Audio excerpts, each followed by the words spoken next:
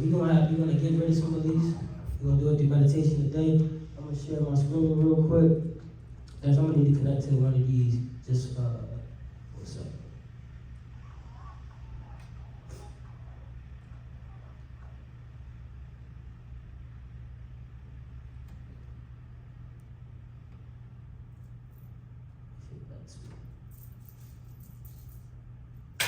It would be good. Let's go. I did not know you. I'm glad you said the stuff that you said. Meditation, I'll be here big as an ambassador for real. Alright, say less. At the end, by the way, if you got something in your heart that you want to share, we're going to have closing remarks and all that good stuff. I want y'all to share. I didn't come here just to teach, I came here to learn. So I'm looking, I know everybody in here got something that they can share. Come on, man.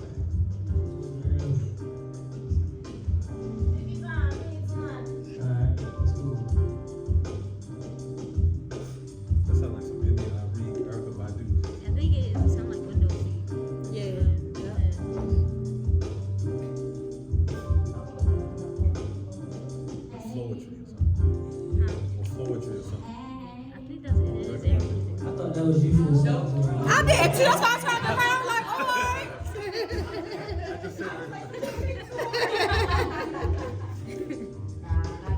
But I do love me some karaoke. You know? Tori just saying to you, she bluffed. I could hum a little bit, you know, more to know.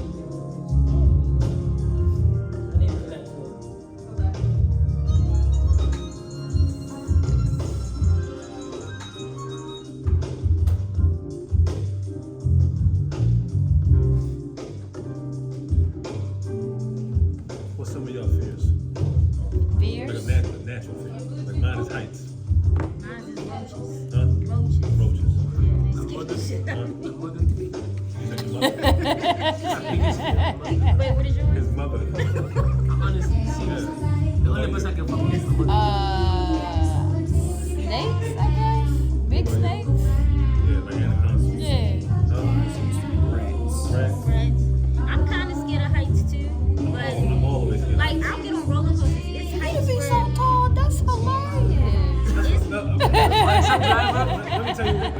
funny thing about that. When I was on the plane, the first time I got on a plane as an adult, I was at ACN. What they used to be. Right? I used to make a lot of money. Where did you go? Huh? Where you was going to ACN, Communication Network. You was where at were you ACN going? too? Yeah. I was in Coalition. Chanel Bird is my cousin. Who? Chanel Bird, Aaron Bird's wife. I got their phone number. So you must know my family. I know all of them. Roy Fisher? Yeah, I know. They know me. Oh, that's what's up. Yeah. Gotcha. They was, Aaron Bird was a 5th grade teacher before he became what he was. Hey. Anyway, he a Steelers fan, so me and him always argue. So I was on a plane with them, going to California. I went to LA with them in 2012. So yeah, I was with the Coalition, the Green Axis, right? You was with them? In 2012? Yeah, no, not 2000. No, was it 2012? I got with them in 2011. I joined ACN in 2011. I know I went to the. Sorry about that, y'all. Hopefully we don't have Went to that. the event that was problem in again. Arizona and Phoenix. All right, so we can go into this. I missed that one. First of all, those of you who aren't meditating or don't meditate, and if you're interested in meditating, I highly suggest that you start with guided meditation. And we'll give you a couple resources around it right now if you're taking notes. One being Headspace, and the other one is the Calm app. They both come with a free version, and then they have the paid version. So I look at it like this: I pay $80 a year for mental bathing. That's what meditation is. It's a bath of the mind. So we're gonna. This is a random one that we're doing here by a guy named Jay Shetty. You can follow him on Instagram. He's a pretty profound guru and talks about a lot of meditation and just personal relationship with self and that kind of stuff. But yeah, there's no right or wrong way to meditate. I found I get the best results when I sit still and when I focus on my breathing. It might not necessarily be the case for you, but if you can just try to just calm yourself so that you can tap into your inner mind, inner soul, and just let things be. All right, and you're not doing anything wrong. The thoughts are gonna come. He's gonna guide you through this. And again, the meditation portion of this is probably less than a minute. He's gonna share some insight before he goes into it. Your squad, your crew, your circle. You want some spaces in your life to be like a cozy room where you feel seen and heard, where people get you. But what you don't want is an echo chamber. The next 7 are about you, your network, and finding growth in unexpected relationships. I'm Jay Shetty. Welcome to the Daily J. Let's begin, as usual, with 3 deep breaths to get centered. Breathing in and breathing out. Swelling and releasing. Connecting and sinking in. And here we go. The movie Beaches is one of the most moving tributes to friendship ever. There are these 2 young girls from different walks of life, and they form a rich, enduring relationship that persists despite their apparent incompatibility. In real life, Beaches star Bette Midler is involved in her own unlikely yet enduring friendship with rapper 50 Cent. You heard that right. Bette Midler and 50 Cent are close friends and have been for years. In fact, the world is full of surprising companions, like comedian Groucho Marx and shock rocker Alice Cooper, or Snoop Dogg and Martha Stewart. And all of them reap unique benefits from those unique connections. But what about your world? Do you tend to seek out people who are similar to you? Or is your network a bit more diverse? Because there are distinct benefits to fostering relationships with people who are quite different. In psychology, there's something called self-expansion theory, which says that we're strongly motivated to keep evolving throughout our lives. Much of this development comes from our own individual effort. We take classes, we read books, we contemplate our values and purpose. But we also evolve. We also expand ourselves through our relationships with others. The people we spend time with can enhance our knowledge and our skill sets. They can increase the range of ideas and perspectives we're exposed to, and in the process, help us diminish our own blind spots and biases. Essentially, they can enable us to see the world through a wider lens, but only if we have people in our lives who bring something unique to the mix. Otherwise, we end up in a hall of mirrors. And over the years, as these same thoughts and ideas are reinforced, our self actually starts to shrink as our brains cement our views in place. When you're looking to cultivate relationships with people who have different backgrounds, ideas, or approaches to life, you still want to have some things in common. For example, you don't want to compromise your core values. But too often, we let superficial differences get in the way of potentially fruitful connections. And so, to let others expand our thinking, we may first have to open our minds or release our judgment. I know it's really comforting to surround yourself with people who see the world like you do, or people who have similar backgrounds and experiences. They help us feel a sense of belonging and security. But it's invaluable to have people around us who expand our worldview and who challenge some of our perceptions. Those people amplify our compassion and empathy toward others, and they encourage us to grow ourselves. So when it comes to cultivating relationships, try and look beyond those who are just like you. The opportunities to expand yourself are endless. Of course, meditation is another beautiful opportunity for self-expansion. So let's practice it now. Start by getting comfortable wherever you are, giving yourself permission to give your whole self to this moment. Becoming aware that you're breathing in and breathing out. Tune into that breath while letting it flow naturally. Now pick an anchor for your attention.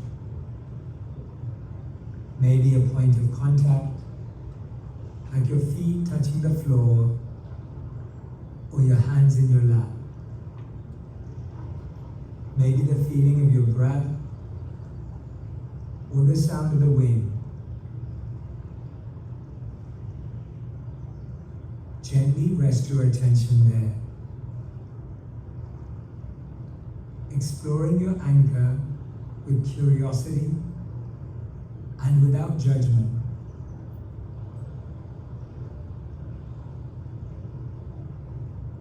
If your mind gets pulled away, observe where it's going and bring it back. You're building focus and awareness here. And no matter how this feels for you, trust that there is value in the practice.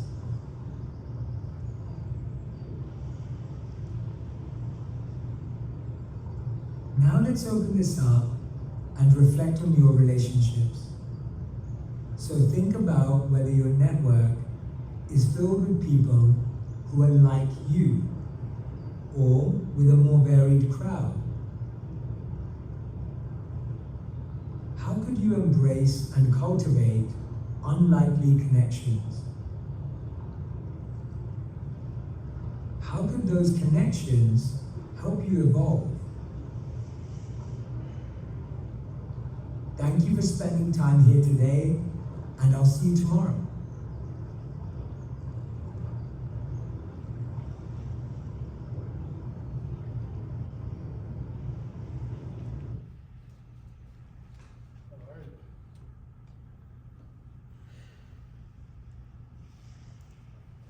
That water in the background is nice. That's what I'm focusing I was on. about to fall asleep. Yeah, I was almost out. Yeah. Anybody want to share how they was, what the experience was like for them? Yeah, it was mellow, peaceful. Peaceful, mellow. Paul always said, if you start drifting off, and bring yourself back to the anchor spot. That's right. This is my everyday struggle when I meditate. My mind goes everywhere. And I have to bring it back every time. Especially when I meditate in the morning. Everything that happened the night before or the day before will come back in my head. How I'm going to plan the day. So I'll be meditating and planning my day at the same time, which is not bad because I have to empty everything out. So it's a constant struggle for me when I'm meditating because I have to empty everything. And I'm working on that. So It's a muscle, man. Build it each time, man. I tell people, even if you can only get a minute in a day, you know what I'm saying? And so, how many people take a shower every day that ends in Y? I do. That's every day. You shower, we clean our bodies every day, right? But most people know why, don't to be take time to give that bath, the mind a bath. And so we walking around here with clean bodies and disgusting minds. Yeah. Think about all the stuff that we consume through music, through TV, through just walking down the street. You know what I mean? It's a must. Dejan, you had your hand raised up. Can we pass that mic around? Because I want to be able to record it and be able to pick y'all up.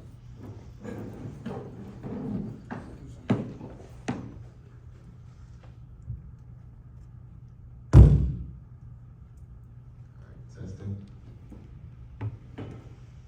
Alright, so one thing that meditating just now helped me realize myself is at times, even when I think that I release all the tension that I'm holding and I'm light, meditating helped me realize that some part of your body still holds on to it. Like just now, even though everywhere else was light, I realized that my fists, they were really tense and I felt like a warm sensation. And it took me a while to just really take deep breaths and fully release, and then eventually whatever blockage was right there got released and I was able to just fully be one with myself. So I don't know. Clap it up for that, real quick. Definitely gotta piggyback on that.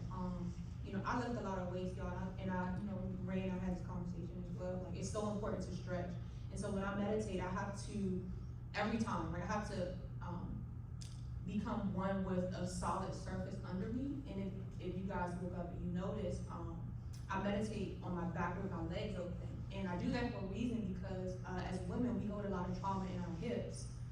And when I'm breathing, I notice that it hurts a lot, but the more and more that I breathe and the more and more I become one with myself, like you say, you kind of feel the blockage go away, you kind of feel your body sinking, and it's a good feeling, right? You kind of feel yourself becoming more at ease. And so every single time I meditate, there's some pain in my hips and in my lower back, and like afterwards, with intentional breathing and constantly trying to redirect my thoughts and be intentional about the blockage, it works every single time.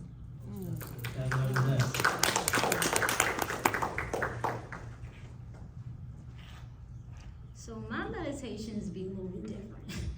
Like when I meditate, like what she said, when I'm home, I'm laying on my bed. I think it's just comfortable. I can't explain it, but when I meditate, I'm receiving messages in regards to where I'm about to be stepping into, like signal. Like it's really weird. Like I see colors, so I try to tap into the energy of the colors, which kind of help confirm the messages that I'm receiving, like from my spirit guides and stuff. It's really weird. Like meditation for me is a way where I just feel like I'm receiving information. That's absolutely. Which does calm you down because it gives you a sense of comfort. Like, okay, y'all, okay. And then when I wake up and I'm excited, for where I'm going or, what I'm about to be doing. Let's clap it up for that. I want to say something for that. So, That's absolutely so I heard God say it this way. Prayer is how we communicate with God.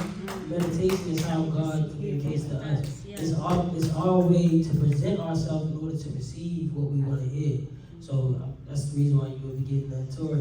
I think one of my favorite parts about meditation is the submission because I feel like when my eyes are open, I'm just susceptible to everything that's going on around me, and as a recoverer and people pleasing, meditation is a really good practice for me to just silence everything.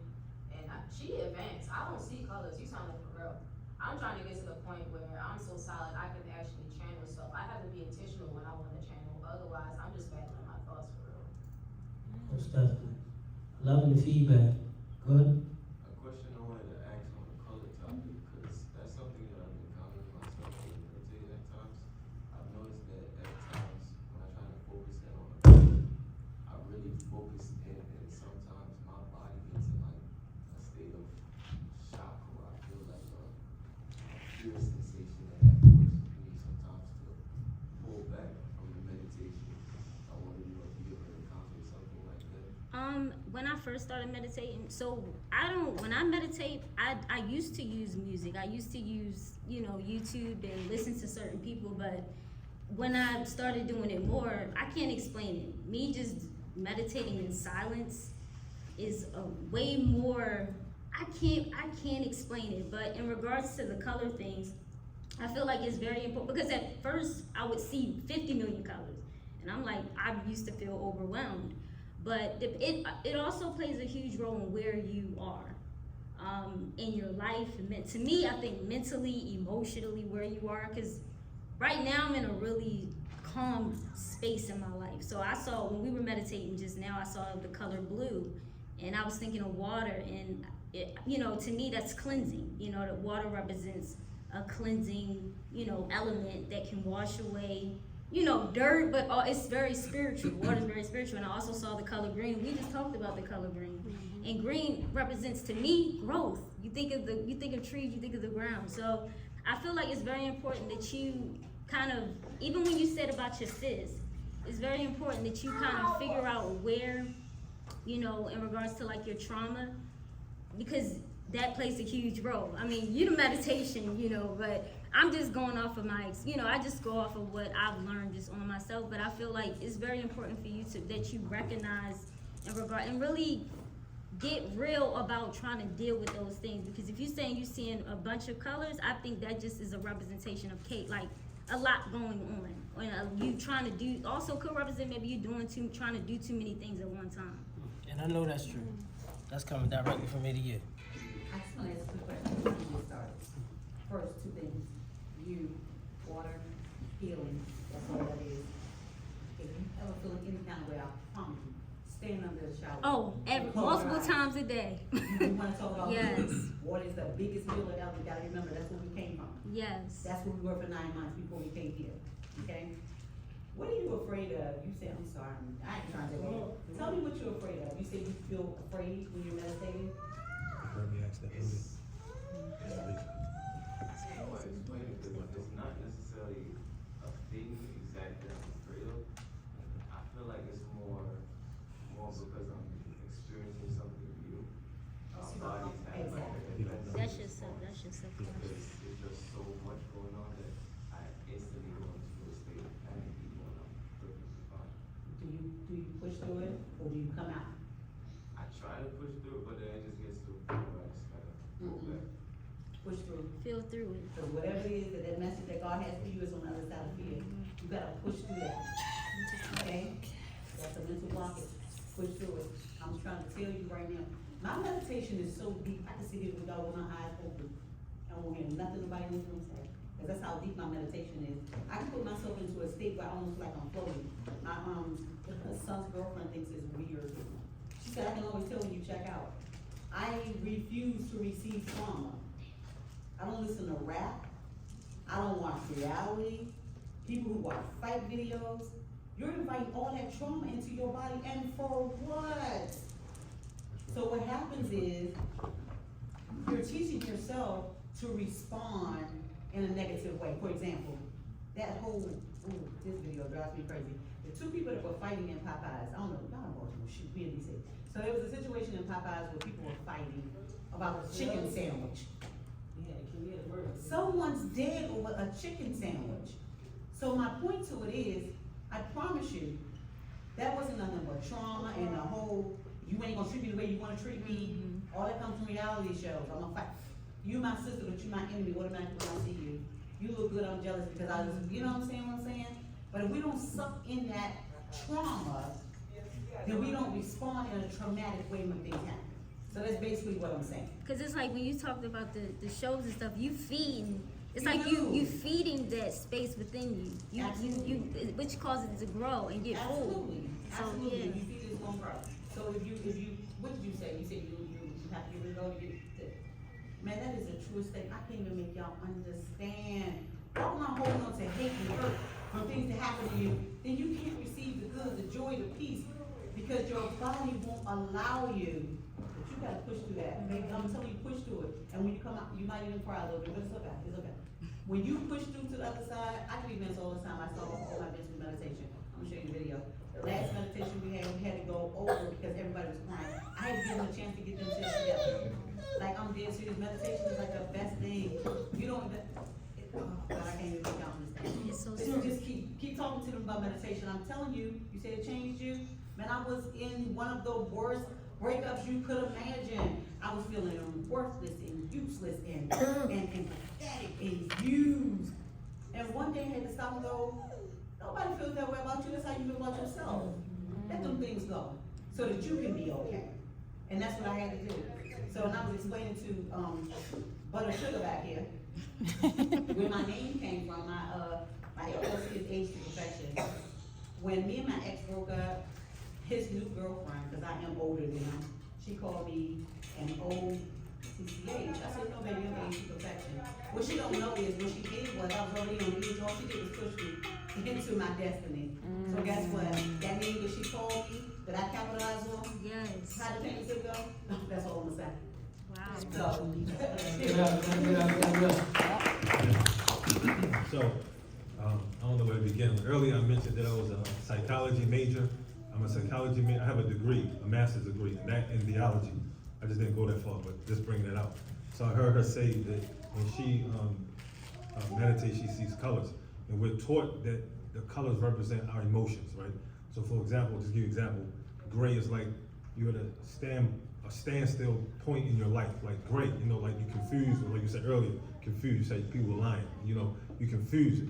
Some people, they take that the wrong way, they think you're confused up here, but you may be confused on your route, like a fork in the road or something, right? So part of that earlier meditation for me is that when I meditate, it can literally, not metaphorically, literally take you to another place, literally. You know when you go, you know when you dream, and then like you can be in London, but you wake up like here, literally, I believe in God. I think that when you're sleeping is like a cousin to death. God takes your soul, and then if you're not decreed to die while you're sleeping, He gives your soul back, but He allows it to go places like a transcendence, right? So like when I believe there's like 3 types of dreams, and I don't want to be too long, sorry. So there's 3 types of dreams. One of them is from yourself, one of them is from the Creator, and one of them is from the devil. The devil dream, of course, is self-obvious. Is designed to make you afraid, you know, to scare you. And a lot of people make a mistake that when you have a nightmare, the biggest mistake that people make when they had this nightmare is they go tell people about it. That's how the devil gonna harm you, because now you're putting that, like she said, in the atmosphere, taking stuff in and sometimes giving stuff out. So that's that dream. Then you have your dream. You're constantly thinking of something in the daytime, right? Pondering over it. It could be as funny as like you think you're hungry, and then you have a dream about a chicken box or something. But now the next dream is that you have a dream about something in the future. It might not be tomorrow, it might not be next week, but it's something, and it's gonna take you there. You could see yourself in London or Jerusalem or wherever, and then it'll happen. But my point is, with the colors, y'all witnesses to this, right? Before we start talking about that, I asked y'all what y'all fear was, right? I said this, then he said that. You asked him what that what? What That our fear. fears were. Ooh. I asked him before you said that, right? Yeah. I said, what is your fear? What is your fears? What prompted me to say that is because, remember I said colors are linked to our emotions. Sometimes when we get allergies, I don't know if y'all recognize it, but you squirmish, you start seeing colors. Some people see black, some people see green, whatever. Green is growth. You guessed it right. Green is growth. It could be spiritual growth. It could be wealth growth. It's growth, but it could be in a particular category. With all due respect to the brother, it was you do fear something subconsciously. but sometimes we're afraid to say we fear something because we have to rise above our self-imposed limitations. I know you heard that before. We heard that before back in the place, you know? So I wanted to say that, you know, these moments when we are meditating, they can literally take us to places, and meditation is great because when I had my patients, I said, look, whatever you're going through in your life, we're all going through stuff or things, concentrate, take deep breaths like he said, and wherever your favorite place is in the world to go, maybe even if you've never been there, just close your eyes and imagine going there. Or put something on YouTube, you know, this is good. Put something on YouTube that's like a reminder of a place. For example, so I can wrap this up, Niagara Falls, right? It's the water. I like Niagara Falls, you know, you got the water. Put literally the Niagara Falls water on, even though water sounds like water, but you put that one on, you look at it before you close your eyes, and you imagine yourself there, it brings a calmness to you, right? And then you have to remember that, like he said earlier, his story is very important. I heard everything you said. He had to go through what he had to go through to get to where he was going. And in my faith, I'm a Muslim by the way, we believe that whatever's intended for you will never miss you. And whatever misses you is not intended for you. That's a statement in our religion. Prophet Muhammad said that. He said, know that whatever is intended for you will never pass you by. And whatever passes you by was never intended for you. You got shout music over there? So you didn't. Yeah, that's it right there. So no, that's real. Yeah, so it was never intended for you. So in this, when you're meditating, it makes you leave off whatever worry you got going on, but you know this. To end this, you think that, okay, everything in life is measured. I believe everything is measured. We have free will, right? So everything is measured. Whatever happens to you is from good fortune, you know, from the Creator. Don't boast over it, because God don't like people who's arrogant. And whatever happens to you that's from a misfortune, or you perceive to be a misfortune, and I said what you perceive, because everything that you perceive as bad ain't necessarily bad. You left. You thought, man, you want to tell me when I'm back in Baltimore? You had to be back in Baltimore. So you can see that book by Nordstrom. You know what I'm saying? Or else you would have been stuck out there. That's it.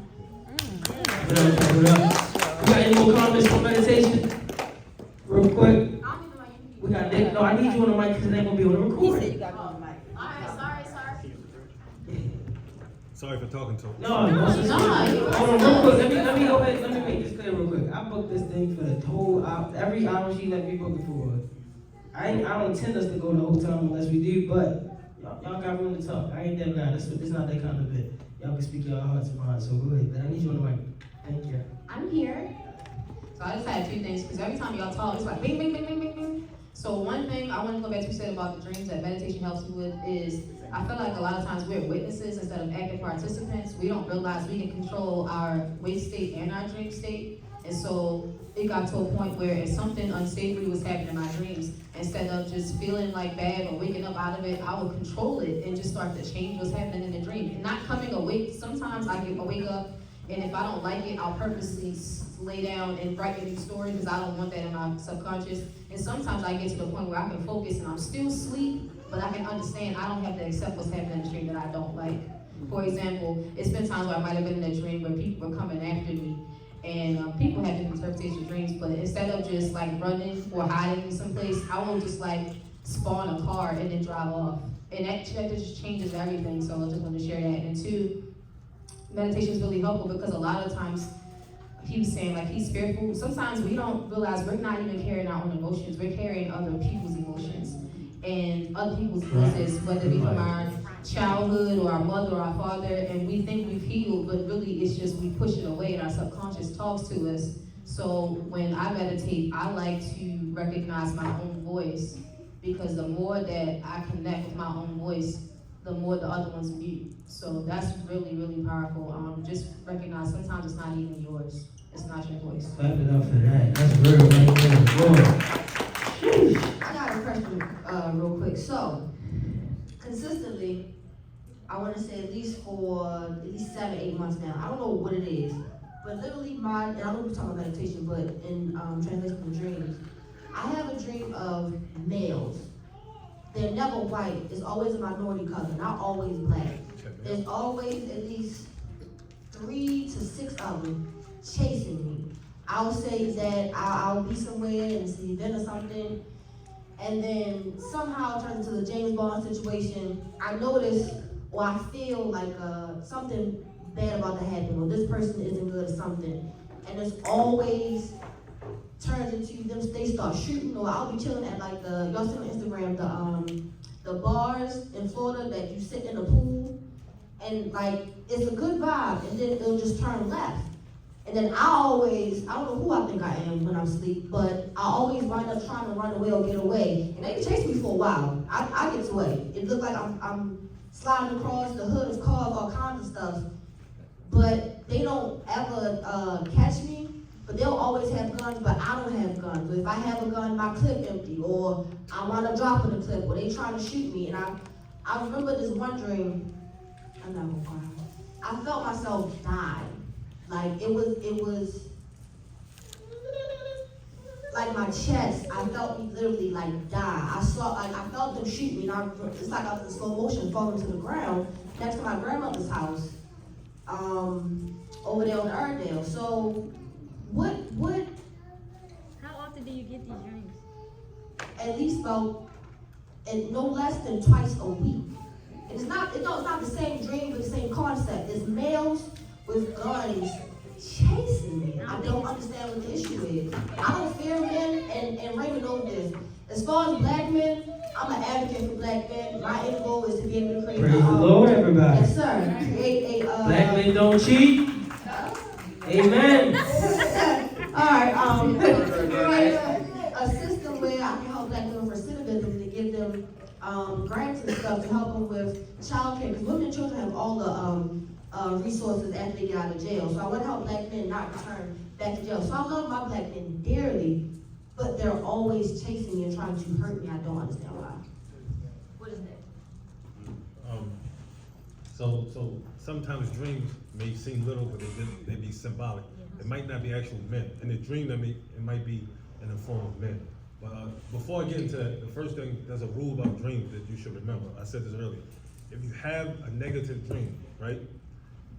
When you wake up, if you believe in God, first you seek refuge with Him. Seeking refuge means seek a means of protection.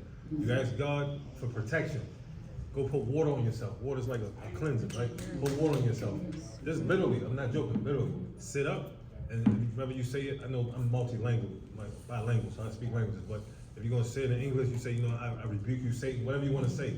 And like literally, excuse me, literally turn to your left and spit. I don't mean like saliva, but like blow 3 times, like get them away from me. I'm serious, like get them away from me. And then whatever evil thought that you had or dream that frightens you, because that's from the devil. Dream that is from the devil. Don't talk about it. Don't never talk about it, because that's how he will harm you, because you're manifesting in real life. Don't talk about it. If you have a dream that is something that pleases you, you wake up, notice what I'm about to say. It's a key word, what I'm about to say. Even good dreams, don't tell everybody. Tell people that you love, and you know they love you. Don't tell nobody who you might think that they love you, because everybody out here is not for you and they're not sincere. Some people got the evil eye. I learned that from my sister, man. Right. She taught me that. Right. So go to a person or people that you love, because why I'm telling you that? When you go to them, they're gonna pray for you, and when you got prayer warriors and all this energy happening for you, it's gonna happen for you. You understand? Literally, God's gonna make it happen for you. You might not know when it's gonna happen, right? So do that, right? But also know that in dreams, I'm not a dream interpreter, but I study dreams. It's funny you brought this up. I got a book at home. But I study dreams, and I know that things are not always literal. You know, they're symbolic. It might not be 3 men chasing you. It might be you chasing yourself, hypothetically. It might be something from your past. Maybe you've been through some issues with some men. Who knows? Whatever it may be. But whatever it is, maybe when you ain't got the you said the clips, because you in the dreams you might be trying to protect yourself, and your clip is empty because you need to give it up to him. You understand what I'm saying? Possibly. Can I ask you a question? Who, me? Yeah. Yes. Now without the mic, you can't. Huh? Wait, Alright, so I'm gonna be real quick, 'cause you already said don't talk about what the dream is about. I said something wrong? Oh. No, I'm actually, I was talking about myself. Okay. So I have like recurring dreams Yeah. from like childhood. Is it that I good? still have. Is it good dream? No, it's always me having to fight something off, like monsters or like Those monsters. zombies. That sounds like generational. So violence. those monsters might be something of a quality that you have, like a negative that you recognize that you need to get off, and the dream is letting you know this is something you need to work on in order for you to spiritually elevate or go to another place. Okay. That makes sense? You said it be family members and stuff in your dreams too? Yeah, it be family members in my dreams. We be like trying to fight them off together. You sound like generational person. Yeah, cause at first I used to run all the time, like I was trying to run, but as I got older, I started like fighting them, and we would all be like fighting them together, throwing them out windows and stuff. But yeah, I'm always like being chased by like monsters. One thing before I get you, somebody want to say one thing. And remember, this is my last thing I want to say. As far as what we was relating to, there's something called the evil eye, right? And it's not superstitious. It means that when you have something, you got to protect what you have. Your children. You ever know some people, they say, "Oh, I gotta stay away from social media." Social media is a destruction if you use it the wrong way. For example, everybody don't need to know your business. You're on social media. People be putting on social media, or just open up the refrigerator for likes. Like for what? We don't care if you open up the refrigerator. But so anyway, you go on social media, you might post a picture of your child. This is real what I'm about to tell you. Post a picture of your newborn child or your child. And then maybe the next day you're like, my child got all these zits on their face or is throwing up a lot. You know, this is not, you know, it's evil forces in the world. People will look at what you have and be jealous. And when I say jealous, I mean, Go ahead. oh, Because I just want to say one piece to They- add to what he's saying. they don't want you to have it. They want what you have, but they don't want you to have it. So they get this negative energy. It's like little, when I say evil eye, it's because they see it. You put it out there though, you put it in the atmosphere. You put it out there, you put it on social media for everybody to see. When you get a new car, you don't have to drive around the block. When you get a new house, you ain't gotta invite everybody over because you're just happy. Sometimes we just get stuff, we just like, I wanna show everybody. Everybody is not for you. So when they see stuff that you have, that you possess, they get envious. You ever notice that you got a person you think is your friend, and then when you come up, they say, look, they say this, they say, what we used to say, they say, how that little business going on, right? How that little business. But before that little business, they were saying, I can't wait till you get a business. Then you get a business, how that little business going on? They say little because they can't think great, and what you have is bigger than what they have. You know? Stop asking everybody to pray for you. Yeah. Everybody ain't praying Right. for you. Right. Some people praying against you. Please stop asking everybody to pray for you. That's right, what she's saying. That goes back to what I'm saying. So whenever you go to somebody, right, practice this, everybody, because you say you like to tell everybody to put this into practice. That went for y'all, sorry. No, that's fine. Everybody, you should practice this. I'm advising this. Whenever you have something new, whether it be a new job, you know, a husband, a wife, a house, whoever, and somebody sees it and they say, oh, I like them shoes, or I like this, on the spot. Don't wait later, on the spot. Say to that person, can you ask God to bless it for me? Say that out loud. Say, can you ask God to bless what you like for me? If anybody has a hesitance in saying that, get them away from you. I'm sure, get them away from you. That's it. Man, we got Nick that can check back in. I'm so glad that we're having this conversation about dreams. And what you are saying is so powerful and so spot on. Because, you know, as a religious, not religious, as a faithful one, like I believe in God, I believe in Jesus Christ, my Lord and Savior. It's not the flesh and blood that we fight against, but evil spirits in high places, right? And so when you mentioned about the dreams and how a lot of times it's symbolic, that's so real. So I'm telling you something. Right, I used to have a recurring dream too. I know a young lady said that she was having, you know, a monster and chasing me. But it was about my old neighborhood. This neighborhood, a lot of gun violence, a lot of drugs, just a lot going on in Southeast Washington, D.C. You know anything about Southeast Washington, D.C., you know it gets really real. And so we lived there for about maybe 4 or 5 years. And I mean, I've seen it all. I had seen it all. And even up until I recently graduated from college, back in May 2021, is when I had my last dream about this neighborhood. So it's always me getting chased, and it's funny that you mentioned about you actually felt yourself, well, I did this and you felt yourself die. I felt myself get shot in the back, and then I woke up. So it's like my body, actually, my brain is trying to tell my body this is how it would feel when you get shot. Even though I've never been shot before, right? And then it woke me up, and I said, on that day when I got shot in my own neighborhood, I said, I need to go back to this neighborhood because there's a blockage or there's some type of trauma that I'm holding on to, right? Or like there's just something that I need to let go. And for a long time when I was dreaming about it, I'm like, I'm scared about it. I'm never going back to that neighborhood. Like when we finally moved, it was like the best time. It was like I felt so free. I felt more protected in our new neighborhood. And so I said, I need to go back to that neighborhood because it's something that I'm holding on to. And it's always in like the back alley where stuff was happening, right? And so I went there, I parked, I walked to the back alley, you know, nothing was going on. So still people out there, right, you know, doing their drugs and stuff. But I walked to the back alley and ever since that day, I've never had a nightmare again about this neighborhood. So what you said was so powerful in understanding and addressing your traumas. You may not know what it is, right? So a lot of times we dream about getting shot or, you know, me getting kidnapped or whatever the case may be. I'm fighting for my life, and it's like you're gone. You're not in that space anymore. Like, what is it that you're still fighting against? And I don't know what it was, and maybe it was just the fear of me, you know, just having to see the neighborhood again. But I know once I went back there, I prayed and I asked God, you know, of course, protect me while I was there. And He showed me, like, there's nothing that you need to be afraid of. Like, as long as I'm with you, like, you pray for my protection. Like, I will protect you. And that's exactly what I did. Yeah, and I've never had a nightmare again. And I told you, like, these nightmares, I wake up crying, I wake up sweating, like. And I'm like, I told my mom about it, and I'm just like, I need to go back to this neighborhood. It still looks the same way. And it was amazing. Like, honestly, when I first pulled up, like, I could feel my body, like, getting tense. I was like, I don't think I should do this. But like Charlene said, it was so powerful, push through it. Because had I not went back to the neighborhood, probably to this day, I still be having nightmares about it. I think that's mine.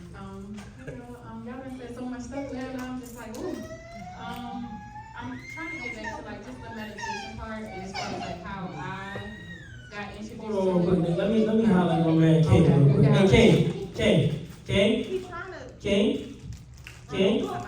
Hey, King, over here, this way. Over there, buddy. Over here, King. Hello. Not me. Over here. Look at me. Over there. It's me. He got his fries. He Yeah, he got his fries. He good now. All right, hold on. He good now. He had his fries. I wanted everybody to be able to hear you. All right, let's go ahead. Okay. When it comes back to meditation, as far as like how I was introduced to it, I grew up in the church, so I grew up like a Christian, and I ended up just completely rebelling from church. I stopped praying. I stopped doing all this stuff. I actually got diagnosed with PTSD at a young age. So a lot of my dreams, when it comes to the dreams, I mean, I can think about it now because I've faced that part of my life. But one of my main things when I started meditating, when I went to, therapy and stuff like that, I ended up, like you said, like laying on the floor and opening my hips like wide and literally belting out and crying and releasing a lot of stored trauma that I had. And after that day, I didn't have those dreams that I was having. And my dream specifically was me in the backseat of a car and it going down the hill and I can't get to the front seat to stop it. That was and no matter, I never crashed, but I just could not get to the front seat to stop the car, to stop from going down the hill. And one day when I was explaining the dream to my therapist, she simply said, "What are you afraid of?" And my fear was always to be good. Like I didn't feel like I was deserving of being great and being this great person. And meditation really helped me tap into myself as far as who I am when nobody is around. Because my role in a lot of people's lives, when you may know somebody who is that person that is there for everyone. And that's because I didn't always feel like I was worthy of that type of stuff for myself or to give myself that stuff. But meditation helps me tap in. Every morning I wake up 5:30 in the morning. I realize, oh my gosh, that's so early. It's the only time I get to myself, and I love it. I love it every day. I wake up and I tap in with myself. I have fun with myself. Like I said, like I can do it with my eyes open. I can do it with music playing. I can hear a siren. I can hear anything going around. And I also have moments where I can literally check out and tap into a whole entire different realm and a whole entire different place. And like sometimes it feels good to be around people who have experienced or felt it or seem like that. Because sometimes when I say it, they're like, nah, girl, I can't even focus. Like my head be everywhere. This, that, and the third. Like you gotta dig a little deeper. You gotta take a little bit more time with yourself. My thing is that like also like if I'm sitting like how I am, like I have my hands open. I can't have my hands closed because then I feel like I can't receive. But just to tie it all back into like when y'all said about like praying, I started praying again because I was only meditating at one point and and I wasn't praying, so I wasn't asking for nothing. I was just trying to receive. So when you really balance it out and you find out what works for you, it really all ties in together, and you can see it in your purpose and how you walk and how you go through your daily life. So that's it. And in relation to what our brother said, and what's your name? Nicole. And Charlene mentioned, watch what you intake from TV and stuff, right? He mentioned in the beginning about prayer. She just mentioned about meditation. He said that. I want to tell you something, right, everybody? What I'm about to explain to y'all, some of y'all may have experienced it or have heard some people experience it. I'll tell you what it is at the end, and I'll tell you the experience first. When you don't pray, when you don't cleanse yourself from these negative outward things or meditate, this can happen to you. I've had patients who've come in. I've always known about this. It's never happened to me, but people, when I say this, a lot of people have this going on in their life, but they never tell anybody until you hear it. So check this out. Have you ever been in your house or somewhere and you've been sleeping, right? Now you up. You're not sleeping. You're up. Your eyes open. You're conscious. You want to get up out the bed, or you want to get up off the floor, and it feels like a real force is on you, pushing you down. Anybody ever had that? Like sleep paralysis? Who said that? Sleep paralysis. They call it sleep paralysis. I'm gonna tell you, it's not sleep paralysis. They call it that. That's just some people to like dumb it down. I'm gonna tell you what this is. This is real. So when you don't pray to the Creator who made you, and you don't regurgitate that foolishness that she talking about, not your foolishness, I'm talking about that, and meditate, right? You're gonna open up a door. It's a spiritual door, but it's literal. You're gonna open up a door to demonic forces. This is real, okay? And they're gonna come at you, and they hold you down literally and spiritually. But first, literally, because if they can hold you, they're gonna hold you down mentally first and spiritually. If they can do that, then they got you literally. If you don't let them in, they can't win. So it's people who I've seen, clients of mine, I can't say their names. God is my witness, this is true. They be laying down, right? They laying down, and they try to get up, and they feel like, and they've explained this to me. They said, Muhammad, they call me by my last name, Mr. Muhammad, I'm up. I'm not asleep. I don't have mental issues. I don't take no pain medicine, no drugs, and I feel like I'm crazy. This is what they're saying. They start crying, right? And I'm looking at them, they're like, my family thinks I'm crazy, and these people are not crazy. I know they're not crazy. They're trying to get up, and it feels like something is pushing them down. They call it what you said, sleep paralysis. That's what in the medical world we call it, but it's not sleep paralysis. It's allowing demons to come in your circle, because why? You don't pray. Why is it so powerful what he mentioned? After you recognize that you're created by someone, the Creator, whatever you want to call him, right? You're linked to him. Right, prayer in Arabic we call it salat. You know, they say Muslims pray 5 times a day, salat. Salat in Arabic literally means like a chain link. You know, when you look at chain, you got the links on it. There's a link between you and your Creator, right? You talking to God. And when you have a connection with the Creator, you're protected. If you abandon the connection with your Creator, you're not protected at that moment. That don't mean he won't protect you. You're openly saying, I don't need your protection, because you abandon something that gives you protection. And when you do that, you allow these negative forces to come in. You understand? So this, what they call sleep paralysis, comes. And sometimes, like you were saying, in your dream, these monsters may be you. I'm not calling you a monster. It may be things that you are afraid to face, or demons that you won't let out of your life. You understand? This is true. And you won't get rid of them. And then sometimes we hold on to people that we think is for us. Like we said, they're not. It might be a boy. It might be a girl. You understand? It might be, sometimes it might be your mother and your father. I'm not talking about disrespect your mother and your father, but amongst our families, we have enemies in our families. You understand? When I say enemies, you on the path of God and they on another path, and they try to divert you. So I don't mean treat them with disrespect, but you got to know how to redirect their energy and show them, because sometimes a lot of people, they just watching you. You understand? That's it. I had one more thing I wanted to say about meditation. Well, I'm the type of person, when it deals with life, I don't do a whole lot of studying. I kind of just allow myself to kind of go through life and learn. That's how I've kind of gained knowledge. Yeah, just experience and but with meditation, I've learned there's so many different forms. As we're talking about meditation, now I didn't know that this was a thing. I'm thinking okay, this is a little weird, you're a little crazy, but with TikTok, I was on TikTok, and I came across this girl who had the same gift that I had, and I'm like, I've never shared it with anybody because it's kind of weird. But you know how in Christians or whatever, they speak in tongues, right? Now, tongues, some people believe in it, some people don't. But to me, I do believe that it is a spiritual language.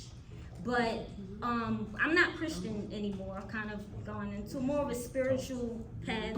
But recently, a couple of months ago, I started, when I was meditating, my hands, it's this energy that takes place with my hands, my palms, and it's so weird. I even sometimes when I'm meditating, I start speaking in another language, and my hands are moving while I'm talking. It's really like nobody has ever seen me in this space. It's just kind of like me, but it's really like I don't know what it means. I haven't done really much research, but she was talking about on TikTok. There's this energy with your palms, like it runs through. I don't know. Like I know you know about meditation, but she was saying this is something in like chakras. And something in regards to the energy of your hands that can cause you to connect, and go to a whole nother plane, physically or whatever. But what you were talking about, the dreams, a couple years ago, well, not a couple, I was young. I had to be like 18, 19. I was going through a really dark space, doing some things I ain't had no business doing. But I used to have these very demonic, dark dreams. They used to scare the hell out of me. I would run, 18, 19, run in my grandmother's room, sleep with her. To the point where it was like, I'm like calling on the name of Jesus. That ain't working. I'm like seeing the devil. Like and it's happened for like, it was years, and it would happen around the same time every year for about 3 to 4 years until after I had my daughter. But I've kind of grown. I don't have dreams.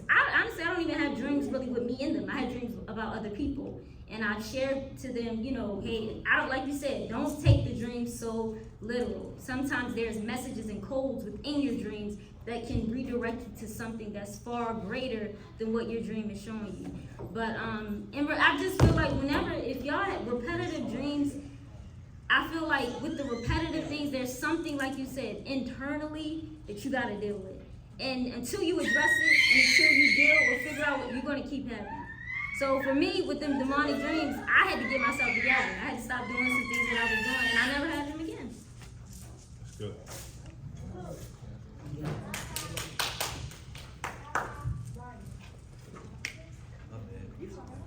Just a lot of wisdom in here.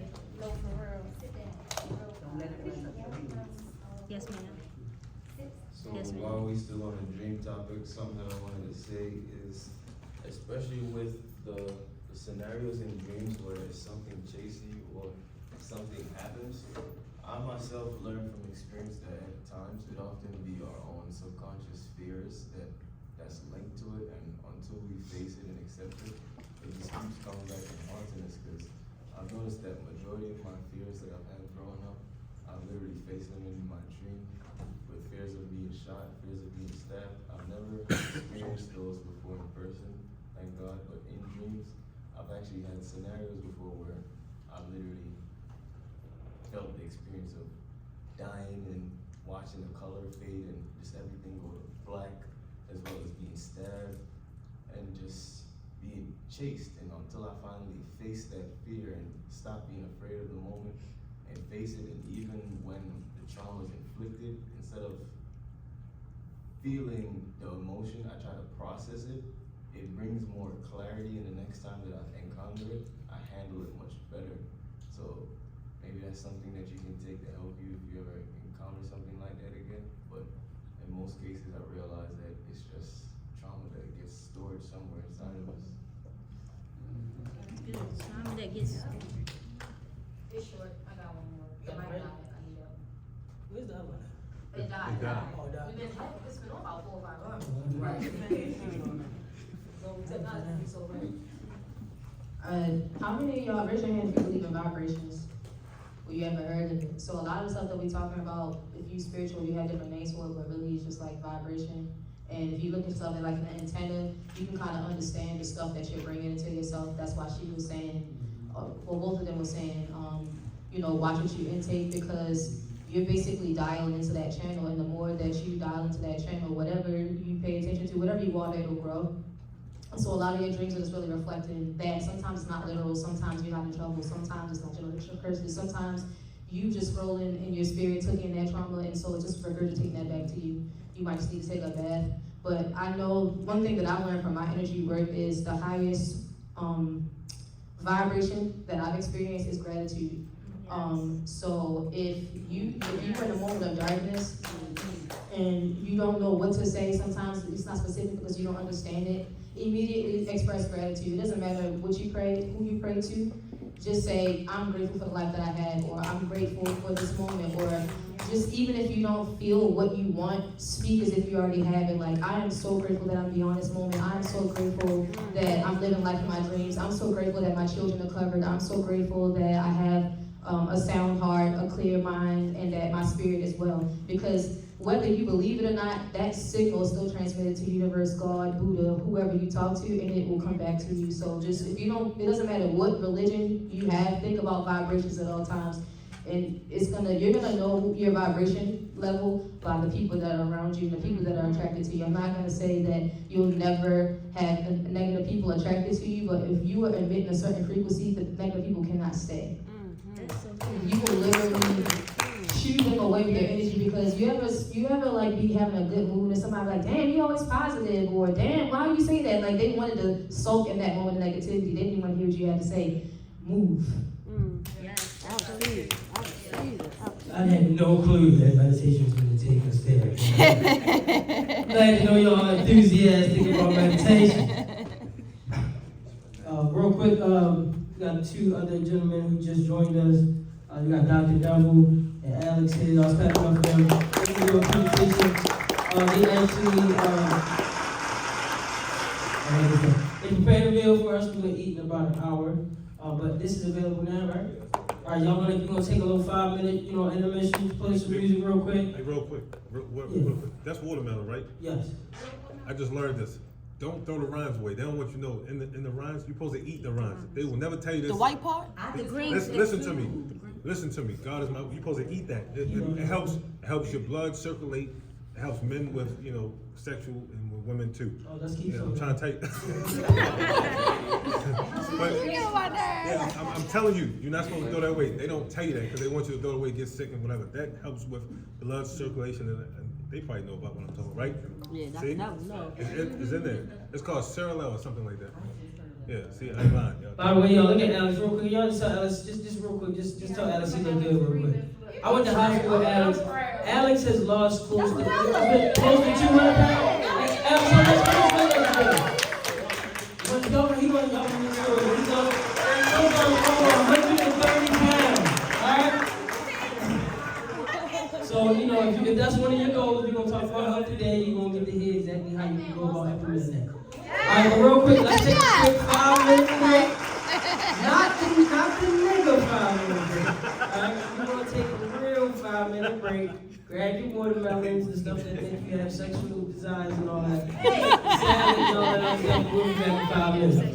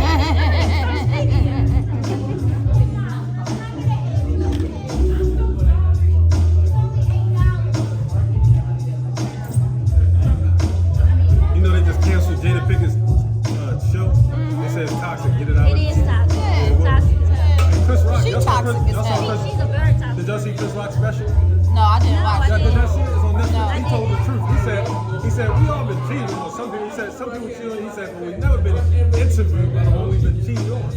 Cheated on, right? He said that she said, yeah, I cheated on you. How you feeling? You know what I'm saying? Like, You talking about Chris Rock? Yeah. Yo, I watched that this week. I was dying over there. there. They canceled her show, right? The real They they threw it out because they was like, toxic. It is toxic. She's toxic. I hate her. I hate her, bro. Will Smith smacked him, right? Will Smith talking about suing Netflix and Chris Rock. Who the one started this? They gonna sue them. All because she gave him a little side eye. It really came from her facial expression. Did y'all notice that he was laughing at the joke? He was laughing. It was the joke was funny. Did y'all know the history of them? Them three have a history. I'm talking like a good history. The movie Madagascar with the cartoons, remember the zebra was him, and then she was hippo. Yeah. They was on that, they were having fun, and then now they know he's a comedian. What do you think he gonna do? Not tell jokes? And Will Smith know this. He's a comedian. And he didn't say that she was a punk or nothing. She said, G.I. Jane? That's G.I. Jane. That's a strong, yeah. She looked good too. Like, what? But it's a joke. He don't mean that. Like, he don't. Right. And who did she have alopecia? I didn't know. Words hurt. Anybody, he said, any motherfucker that say words don't hurt, never been slapped in the face. And then he said, look, he said, did it hurt? He said, it hurt. It still hurt. He said, I have dreams about it. But nobody knew she had alopecia. Like, But she don't. Why you not eating? She has toxic. She's from Baltimore. Let's not forget. I mean, She's you one know, of them. I mean, when we eat dinner. Oh. Yeah. Oh, yeah, did I say something? Oh, no. I'm thinking it's like the food. No. He said it was gonna be food later. He said, This just get you started. Yeah, Dr. Knuckle don't play, yeah. You don't like it? Yeah, the white part is better, It's something you yeah. gotta get used to. But the people, what you say, hold blood circulation? It do a lot for you. Yeah, I need some blood. My Look up the blood, my red benefits blood and cells are low. It circulates your blood. It helps men who got ED. It helps them get up so the girls don't be mad no more. You know, it helps a lot. I don't got that problem anyway. So. No, I'm just saying. It helps with a lot of different things. You know what I'm saying? I don't know what this is, but I'm about to eat it. Yeah, I don't know what the hell that is. Oh, it's a cucumber. Like a cucumber noodle. This ain't no cucumber. That's not a cucumber noodle? Yeah. Is it a zucchini? Yeah, I think so. Zucchini noodle. Tastes good. I like all vegetables. They got left. That's how it is. Oh, I didn't know it had all that. I know salad had all that in it. Tell it's good. It's four It's different got thousands. blackberries. Oh, it smells good. It smells really good. They got antioxidants. Oh, I Strawberries love and those. green. That's soft. But it's so hard to find good quality, real fruits and vegetables. I'm gonna tell you something while I'm eating my fingers. A lot of people don't know this, right? It's gonna sound crazy when you look it up. These three fingers, when you eat with them, there's something in these fingers. I swear to God, when you look it up, there's something in these fingers that help you digest your food better, process it better. This is crazy that you bring this up. Try this. Something in me was telling me to start eating with my hands. Say again? It was something that was telling me to start eating with my hands. I don't know nobody who does that. And then for you to say that, that's just confirmation for me. Yeah. I'm gonna start doing it at home though. And then get When I comfortable. go to restaurants and stuff, I promise you, I only eat with fork and stuff like when I absolutely need it. But I be using my fingers too. Like, crazy. I'm like, listen, we do that anyway. But think about this. Before all this tool stuff, That's what they were using. They were using their hands. right? And you really just And confirmed that we that's use, something I should in try. our religion, we use our right hands to eat, and our left hands to wipe. So when we go to the bathroom, we never eat with this hand ever. Oh, wow. Because think about it. You go to the bathroom. Somebody, you go to the bathroom today, you wipe your butt, even though you use soap. And It's somebody still say, like and mixed. then somebody come out and say, let me shake your hand. I don't want to shake that hand. Even though you wash it, I don't want to. I didn't know that about. So that's a Muslim thing. Yeah. I didn't know that. Yeah. I learned something new. Yeah, we eat with our right hands. We never eat with our left hands. And the rest, Okay, you so see it? Muslims don't use utensils and stuff. They I mean, we got utensils. I'm just saying, better than your hands. So our tradition, eat with our right hand. Even if There's you use purpose it. in everything with the Bible. Right. Even if you use the utensils, you see us using our right hand. We drink with our right hand, eat with our right hand. All that. I didn't know that. Our religion tells you how to use the bathroom, how to go to sleep. For example, you're supposed to go to sleep on our right side and then our back. You never go to sleep on your left side, you never sleep on your stomach. When you sleep on your stomach, you disalign your spine. When you sleep on the left side, you go to cardiac arrest because all the heavy weight is on your heart. This is a good book. Because Hey, Tori. I feel like there's Keep something on me on. learned in a lot of religions. It's a good All book. right, Like for Muslims. Let me get the phone number. Or put mine in there.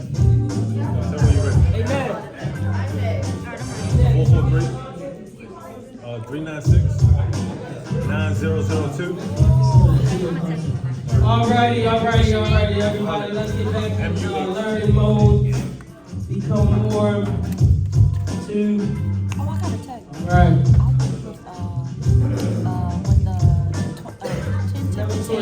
Me and Man March reunion at the Frederick Mosque number 6. Brother Paulo, they not Muslim? Devil and Alex, we got some seats right here. Y'all making me nervous standing up. Just shut up. They just use that term. Alright, let's go into some good stuff. Hey, Dad, can you get that please back up for me, my guy? They're not Muslims, they kill them. Because it was going to spread it. Alright, one of the kids, I got a question for you. What does that word say on the whiteboard? What does it say? That's right. Clap it up for Ryan, y'all.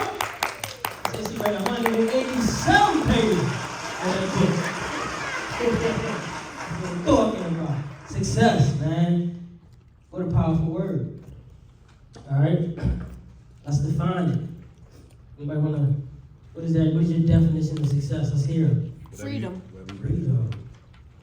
Like it. Being able to be yourself. Being able to be yourself. Anybody else? Spirit. Spirit? Digress. Give me some more. What about the spirit? Spiritual freedom. Spiritual freedom. Completing a mission. Completing a mission. Knowing your purpose. Knowing your purpose. Commitment on my own terms to what I said I was Commitment on your own terms to what you said gonna do. you were going to do. All that's good stuff. This salad is success. The salad. All right. I've heard a ton of definitions on success. That's what I've heard went like this.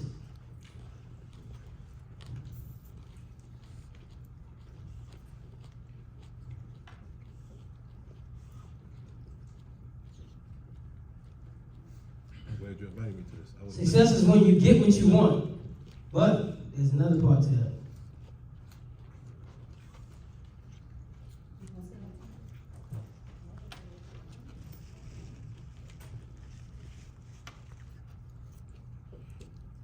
Success is when you get what you want and you want what you got. Contentment. Have you ever got what you wanted and it wasn't what you really wanted? Uh-huh. That's the worst feeling ever. You ever work hard for something and realize you don't even want it? That's the main purpose of this event today. I want to help a couple people. If I could just help one person find out what they want, what they really, really want. Because so many times in life, I thought I knew what I wanted. And you think you know what you want, but I'm gonna take it even a level deeper than this. Because we all, what I do tomorrow? Come on. We all want success, but success is really about, who's success about? You. It's about you. That's why I got a you in it. I guess. But what we really want is a word that's a little similar. It includes success. But what I'm looking for is this. I hope I'm spelling it right. I went to Baltimore County Public School. Significance. Significance is when your success impacts others. All right? So a lot of people focused on this, and this is cool, but this is the total package right here. So whatever you get and you want what you got, but how can that impact other people so you can become a significant human being, somebody who actually means something to someone else. All right? So really quickly, I think Desmond got a slide for me. Can I, yeah, please, bro. Take me to slide 4 real quick. No, 3 real quick, 3. I'm gonna tell you to switch it to 4 in a second. Oh, you already took the 4, that's cool. All right, fears and weaknesses always stop us from reaching our full potential. It's that simple. For every person, well, none of us are, who raise your hand if you feel like you're on a journey to reaching your full potential. Or at least that's your goal, right? The only thing, if I ask you guys what would stop you, you would name a bunch of things, but they would just be fears and weaknesses. So the way that we counteract the fears and weaknesses is by eliminating fear, or first understanding what our fears are, so that we can face them. I thought that was huge when we talk about meditation and stuff. how people were talking about fear and that kind of stuff. We're going to talk about fear, and we're going to talk about the weaknesses that stop us from becoming successful. All right, next slide, Des. So there are 6 major fears. I brought a really big book in here. I don't know what I did with it. Is it over there? Appreciate it. All right. So these are the 6 major fears. All right. The fear of poverty, the fear of old age, the fear of ill health, the fear of loss of love of someone, and the fear of criticism, and the fear of death. Excuse me. I can honestly tell you that I've had to face every single fear up there. Every single one of them. Every one of them. Now, I'm going to ask you guys, I want a little participation on this.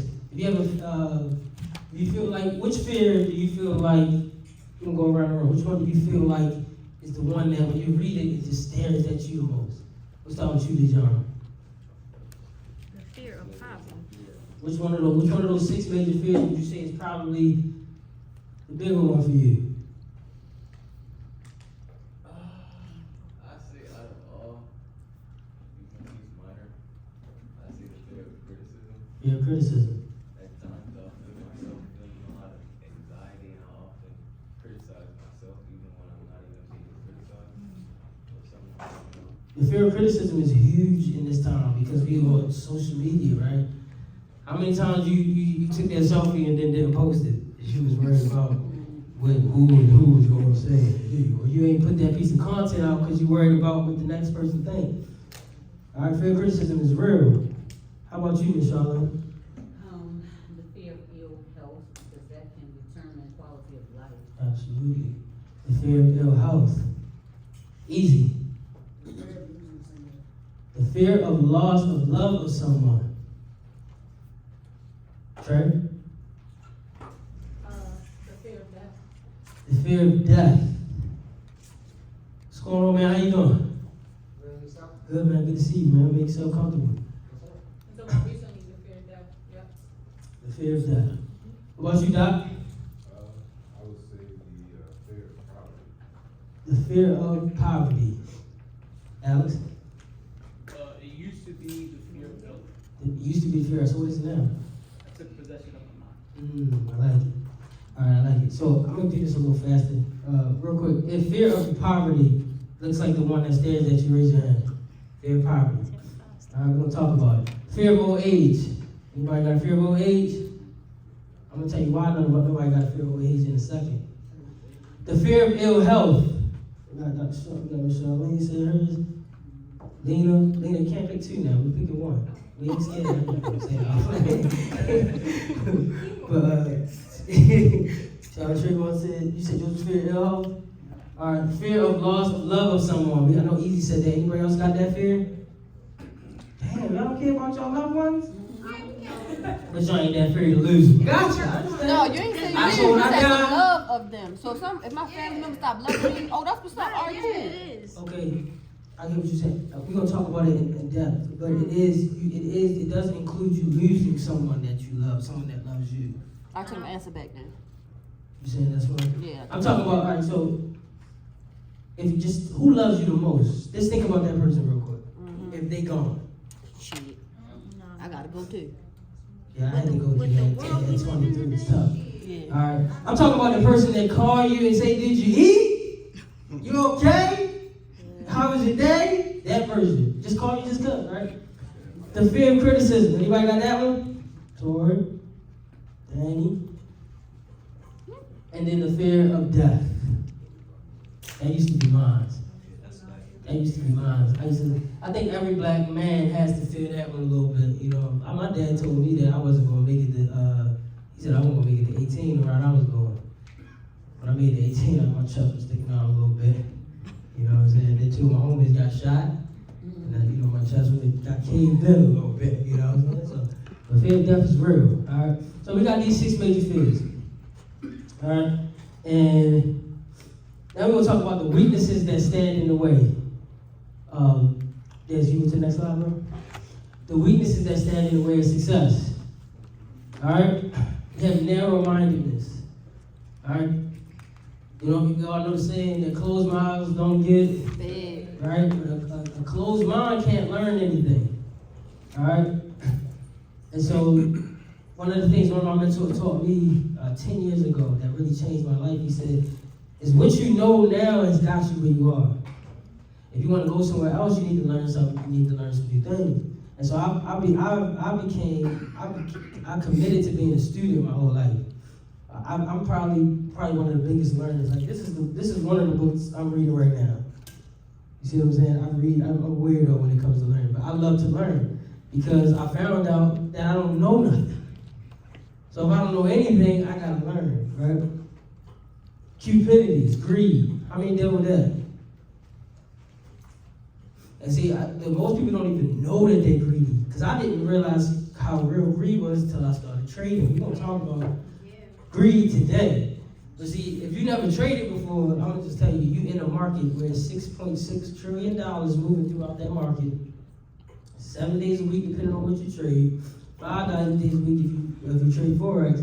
And I can tell you from experience, I've gone into markets with $50 and took out $500, $600, $700. And then said, let me just, get a little more. You know what I'm saying? Just a little more. You know?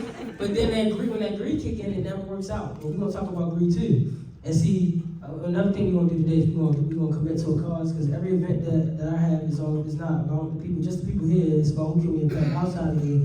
But you really can test your greed based on, everybody in here say they don't have greed, but if I ask you, how many people have you financially helped this month? Because every person in here is rich. And if you didn't know that, you should go do your research. Right? We live in America where the average median income is around $50,000, $60,000 a year. And some people probably don't make that in here, that's fine. However, if you make $32,000 a year, you make more than 90% of the people in the world. That makes you rich. That makes you wealthy. All right? You have some type of financial obligation. If you want to be successful or significant to helping those who are worse off than you. Jealousy. One of my favorite rappers says it's a female trait. I never really experienced this trait. I'm grateful for that. Jay-Z. Yeah, Jay-Z said that, yeah. But I don't think I've ever felt jealousy before, so I'm grateful for that. But maybe somebody in here is dealing with that. I think it has a lot to do with lack of self-love. You know, if you're jealous of somebody. Skepticism. Anybody can relate to being that way? I never was that way. I don't know why. I'm the person, man, you tell me something sound good, I'm jumping. You're like, no, you know what I mean? We gonna find out, baby. You know what I'm saying? We gonna find out, but I'm gonna keep an open mind. You know what I'm saying? Revenge. I knew Gigi Hand was going on, and that used to be me. All right? That used to be me. And because I was revengeful, I ain't gonna say almost, but I mean, one of my homies up around the corner from here, he got shot in the back of his head because of some revengeful action that I took. That changed my whole life. My daughter was like 4 months from being born, and I got to some stuff. And because I couldn't just swallow my pride and I had to be revengeful, two of my friends got shot. Luckily, neither one of them died. But I remember having to go into the hospital and look his mom in his face and apologize because the doctor's telling her he might not make it. You know what I'm saying? And so revenge is terrible. You will never be successful with that in your spirit. Egotism. We all got egos. See, and only the people that raise their hand, only the people that are raising their hand about this stuff are going to be honest with each other, say it goes with. Desmond actually talked about it on our mastermind call last Sunday. But there's 3 things. If you're taking notes, I want you to take this. I really want you to write this down. This is important. 3 things of success that you may never hear in any other room or any other conversation. Number 1 is that success is learning to struggle well. We got this idea that when we see Jay-Z and all these so-called successful people that they ain't going through stuff. They got different struggles. They're human. They're human just like us, but success is learning to struggle well. The other part of that is that if you want to be successful, you got to get good at doing 2 things. One is you have to kill your ego. Write that down. Kill your ego. The second thing you have to do, you lost the power, bro. The second thing you have to do is find your blind spots.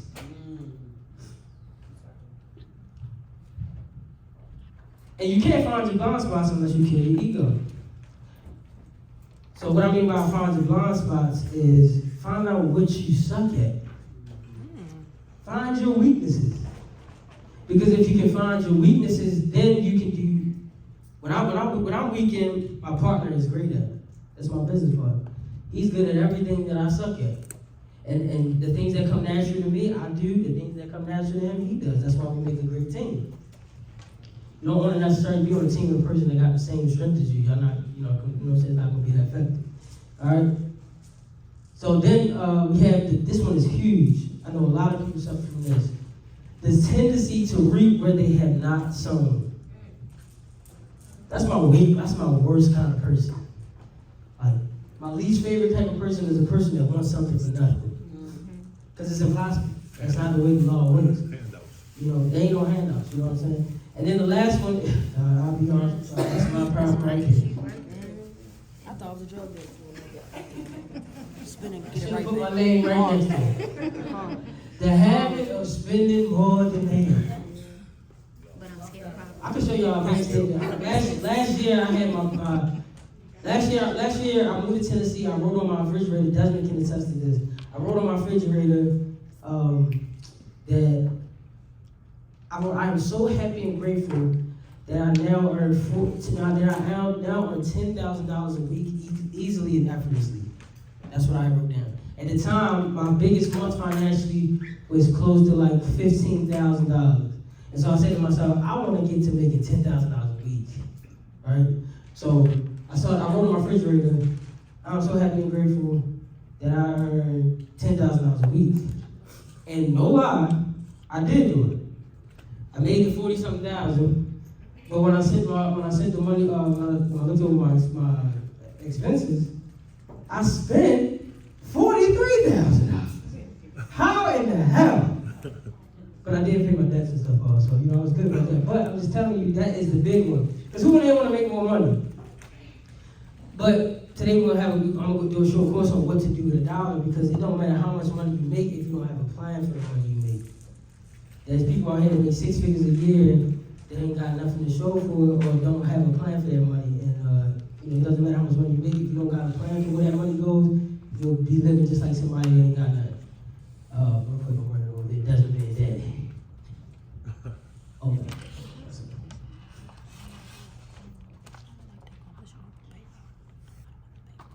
Okay. So, one of the greatest ways that I found to kill my weaknesses and my personal character is through self-analysis. But the major thing that's really helped me is something that most people think is extremely cliche, and it's affirmations. Oh my God. In my darkest days, my love language used to be, what is that word with the words? Words of affirmation. I'm talking about, I'll never forget, I'm going to tell you I was ugly, poor, and I used to get made fun of a lot. I remember one day my mom was in the bathroom. Was y'all one of them kids? Did y'all do this too? Was y'all weird though? Like your mom take a dump, used to go in there? No. Y'all ain't do that? No. I did. I was good. Y'all never did that? Is it a boy thing? I never did. Y'all ain't one of them parts? Alright, so we just gonna agree I'm weird. Alright, I said I was probably weird. That's okay. That's just a boy trait. Alright, so I walked in, and you said what? I'm telling her don't put that on me. That ain't everybody. That's a favorite trait. That's a favorite trait. Alright, so nobody else has walked in their mom pooping. Lies. I know one thing, we got some lies in here. Like, no. But anyway, I walked in the room and she did something that completely changed the trajectory of my life. As I walked in, she looked at me and she said, "Hey, you are handsome." And I don't know what happened, but it's almost like the girls at school the next day knew that my mother said I was handsome. Because I don't know if my walk changed, but I started getting the pretty girl. And so what I learned about myself, especially back then, I needed affirmations I needed other people to tell me who I was or what I was to feel good about myself. Until I started speaking those things to myself, and now I don't need anybody to tell me these things. I'm already affirmed, right? So now to love Raymond, you don't just get Raymond by saying you look good. You gotta come a little harder, because it don't work. So I'm gonna share with you guys some affirmations that I came across on my personal development journey, and they're by a guy named Andy Andrews. All right, he says that it's 7 decisions that we have as adults that we have to make in life. All right, as if you want to be a successful individual, happy individual, you want to own the space you occupy. All right, that's what the leader is. Then you have to make these decisions. Number 1 is the responsible decision. Number 2 is the guided decision. Number 3 is the active decision. 4 the certain decision. 5 is the joyful decision. 6 is the compassionate decision. And 7 is the persistent decision. All right, and so I need a couple volunteers. Actually, I need 6 volunteers. And before you just raise your hand, I know because everybody's gonna raise their hand so fast. Before you volunteer, I need strong readers. People that when you read, you know how to put emphasis in the words that you're reading and know how to make other people feel it. So can I get 6 volunteers? 1, 2, 3. Got 3, 4. And I'll do the other 2. 5, 6. All right, come on up. It don't matter. Make sure you're in front of the camera if you read the catch. So what I'm gonna have them do is I'm gonna have them read these affirmations. All right, I'm gonna read the last one, the persistent decision. All right, so you got 1, 2, 3, 4, 5, 6. All right, I'm gonna read the last one. So real quick, I'm just asking y'all because I want you to read the one that probably is gonna affect you the most. Which one of you feel like you struggle the most with responsibility? All right, that's on you, Dejan. Who feels like they struggle the most with seeking wisdom? All right, Trayvon, coming number 2. Who feels like they struggle the most with taking action? All right, that'll be you 3. Number 4, who feels like they struggle the most with certainty in their decisions? All right, you coming 4. So out of you 2, do you feel like you struggle more with being happy? That's you? Yeah, I don't feel like being responsible. Okay. Give me that one. You said what? I don't like being responsible. I just do it. No, I said I'm talking about number 6. It's a joyful decision. Number 5, yeah, number 5. That's you. All right, and you're gonna have number 6, which is that would be for a person that struggles with forgiveness. Okay? Yeah. All right, so these are fixed. All right, so remember, I need you guys to read these. I'll read the last one for they gotta go in order. But read this don't read it like this. Read it with My name is because that's not how you want to read the affirmation. Read it with emotion. Feel yourself emotion. I know you're going first because you wanna the spotlight. But read it with some, and it's not short. It's not short. These things are a little lengthy. All right, so I'm gonna pull it up. Y'all take in these words because these are some powerful words. I'm gonna make sure that everybody has access to these affirmations following this event as well. Hold on, because the Wi-Fi is blowing. Take this mic. You want the password to the MRG? I got it. I'm on it. Y'all must be on it too. Should have not let y'all on. Not you, but who else on it? Not me. All right, we up. All right. So y'all listen as Dejan reads the responsible decision into the mic and make sure you read it with enthusiasm. Don't work small. Can you see? You can zoom in. You can make it bigger. I can see it. Can you see? Yeah, I got it.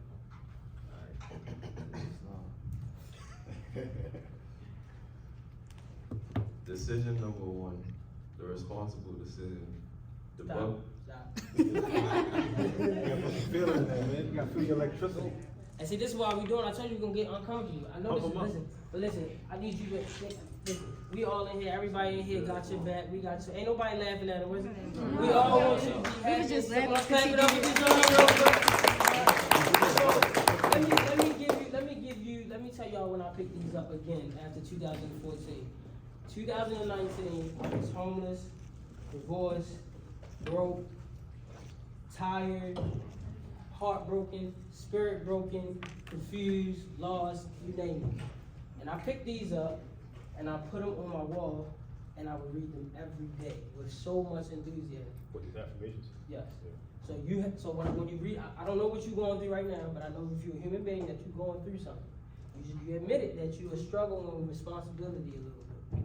So read this as if after you finish reading it, that you would no longer have a struggle with responsibility. All right? Read it like your life depends. All right, let's give them a go. And I'm gonna tell you to stop if you don't need to start it again. Let's clap them up, man. Come on, let's clap them up.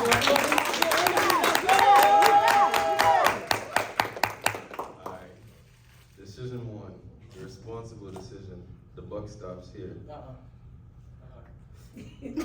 It's your tone.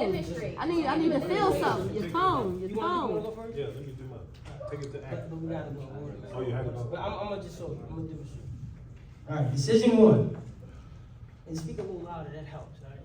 The responsible decision. Hold on. Remember he said he didn't fear nothing earlier? He said that, right? He did. Oh, yeah, you lied to us, huh? But no, on a serious note though, I know that public speaking is like most people's, actually they did a study that said that people would rather be the person in the coffin at the funeral than being the person doing the eulogy. I'm dead. You feel me? So literally, I understand, I get it, but I need you to do this for you. All right, this is for you. So when you read it, I need you to just listen. The words are the responsible decision. The buck stops here. From this moment forward, I will accept responsibility for my past. I understand that the beginning of wisdom is to accept the responsibility for my own problems, and that by accepting responsibility for my past, I free myself to move into a bigger, brighter future of my own choosing. Can you read like that? A little bit? All right, come on. You got it. You got it.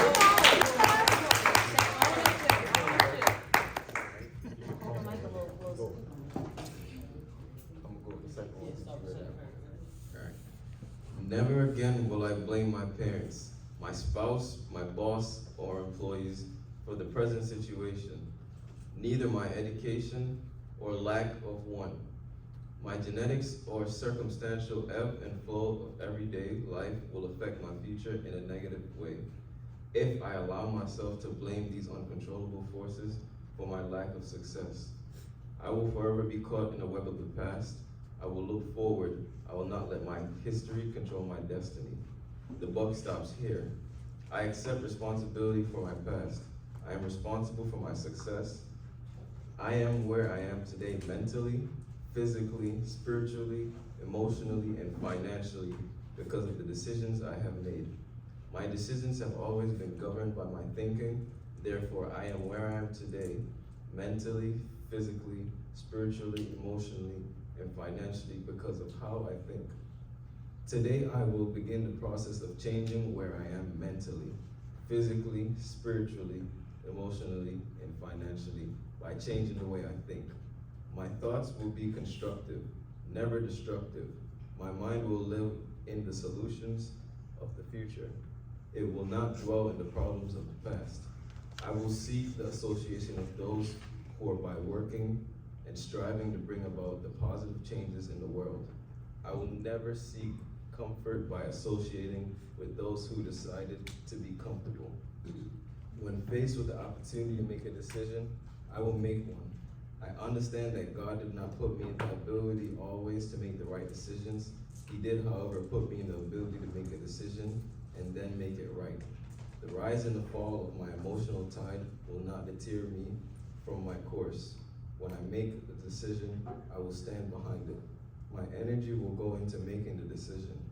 I will waste none of the second thoughts. My life will not be an apology, it will be a statement. The buck stops here. I control my thoughts. I control my emotions. In the future, when I am tempted to ask the question, why me? I will immediately counter with the answer, why not me? Challenges are a gift and an opportunity to learn. Problems are the common thread running through the lives of great men and women. In times of adversity, I will not have a problem to deal with. I will have a choice to make. My thoughts will be clear. I will make the right choice. Adversity is preparation for greatness. I will accept the preparation. Why me? Why not me? I will be prepared for something great. I accept my responsibility for my past. I control my thoughts. I control my emotions. And I am responsible for my success. The buck stops here. How powerful is that? Who's gonna make the decision today that the buck stops here? After this event, that you're gonna take responsibility for yourself, emotionally, spiritually, financially. The moment that you put it in somebody else's, or the responsibility on someone else, you take your own power to be able to change it. So you gotta take responsibility. One more time, let's clap it up for Deja. One more time. All right, the second one is the guided decision.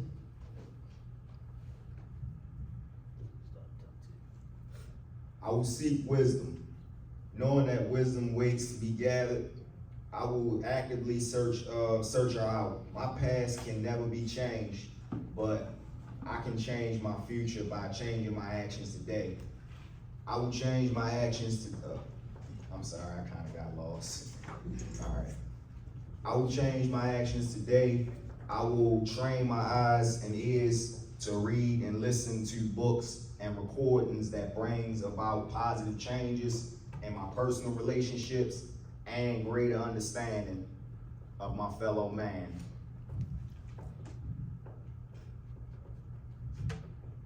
No longer will I be bombarded, I bombard my mind with materials that feed my doubts and fears.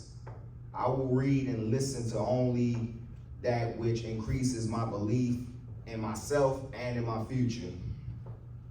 I will seek wisdom. I will choose my friends with care. I am who my friends are. I speak their language, I wear their clothes, I share my opinions and their habits.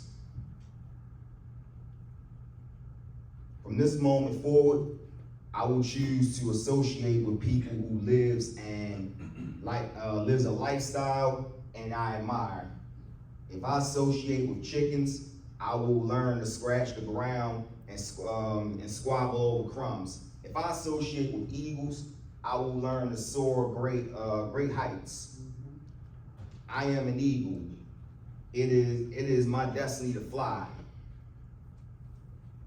I will seek wisdom. I will listen to counsel of wise men. The words of a wise man are like raindrops on the ground, dry on the ground, sorry. They are precious and quickly used for immediate results. Only the blade and grass catches the raindrops will prosper and grow. The person who ignores wise counsel is like the blade of the grass untouched by the rain, soon to wither and die. When I counsel with myself, I can only make decisions accordingly to what I already know. By counseling with a wise man, I add knowledge and experience with my own dramatic and increase my success.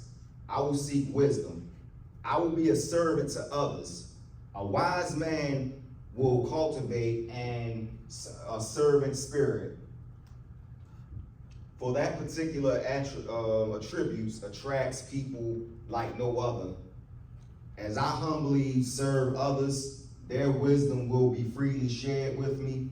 Often the person who develops a servant spirit becomes wealthy beyond measure. Many times, a servant has the ear of a king, and humble servants becomes kings. For he is the popular choice of the people. He serves the most, grows the fastest. I will be humble. I will be a humble servant. I will not look for someone to open my door. I will look to open the door for someone. I will not be distressed when no one is available to help me out. I will be excited when I am available to help. I will be a servant to others. I will listen to counsel of wise men. I will choose my friends with care. I will seek wisdom.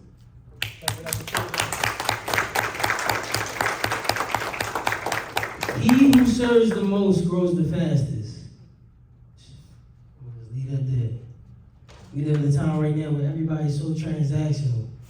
Everything they do when people got involved with money. I'm telling you right now, people always want to be, I don't have money problems anymore. Like, I manifest money. I draw money out of the universe whenever I need it.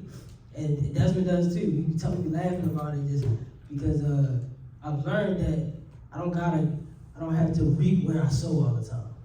Sometimes I'll just go serve someone because I know that I'm going to get what I need from somewhere else. And we got to develop a servant mentality. Every great leader that I've ever been around, as a matter of fact, the greatest leader I've ever been around was a pastor in Texas.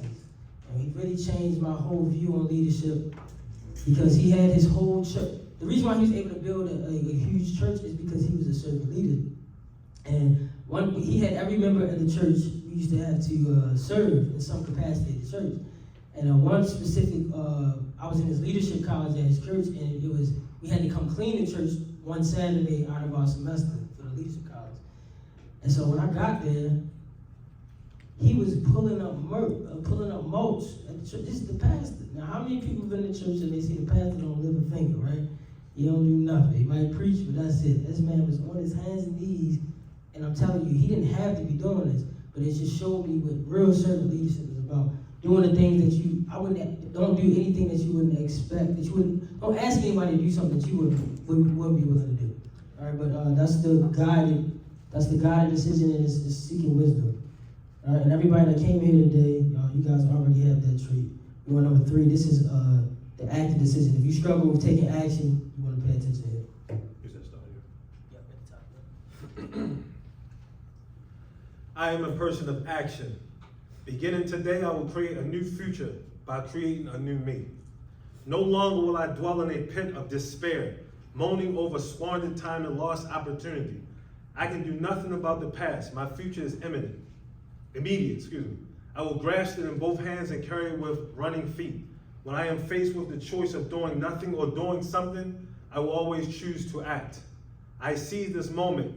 I choose now. Smile, I'm talking to myself. It's crazy.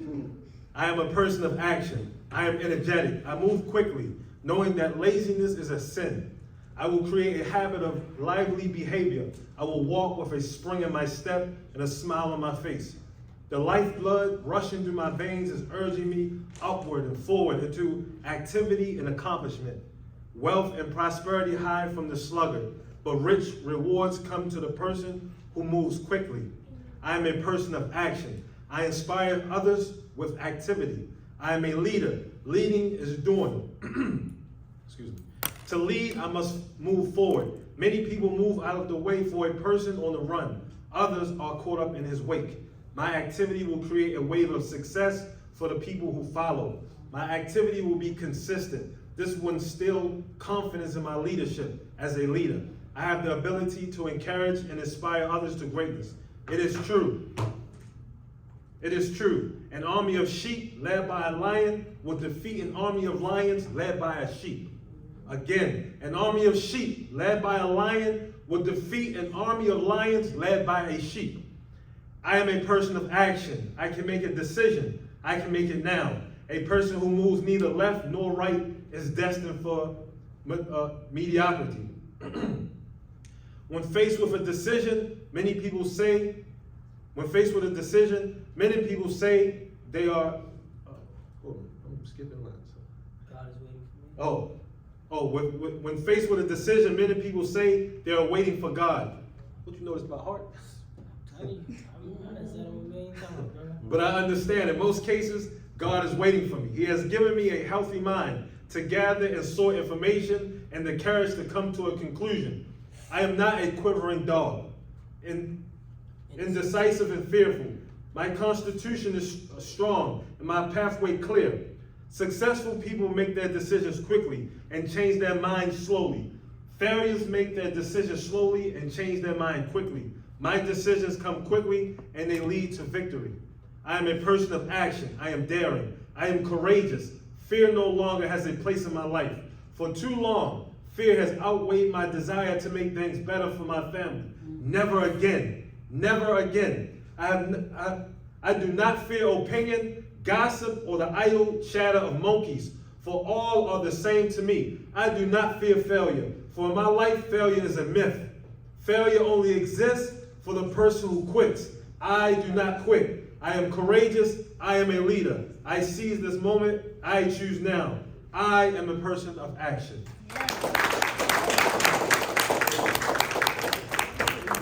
That's how I want them to be read right there. You feel me?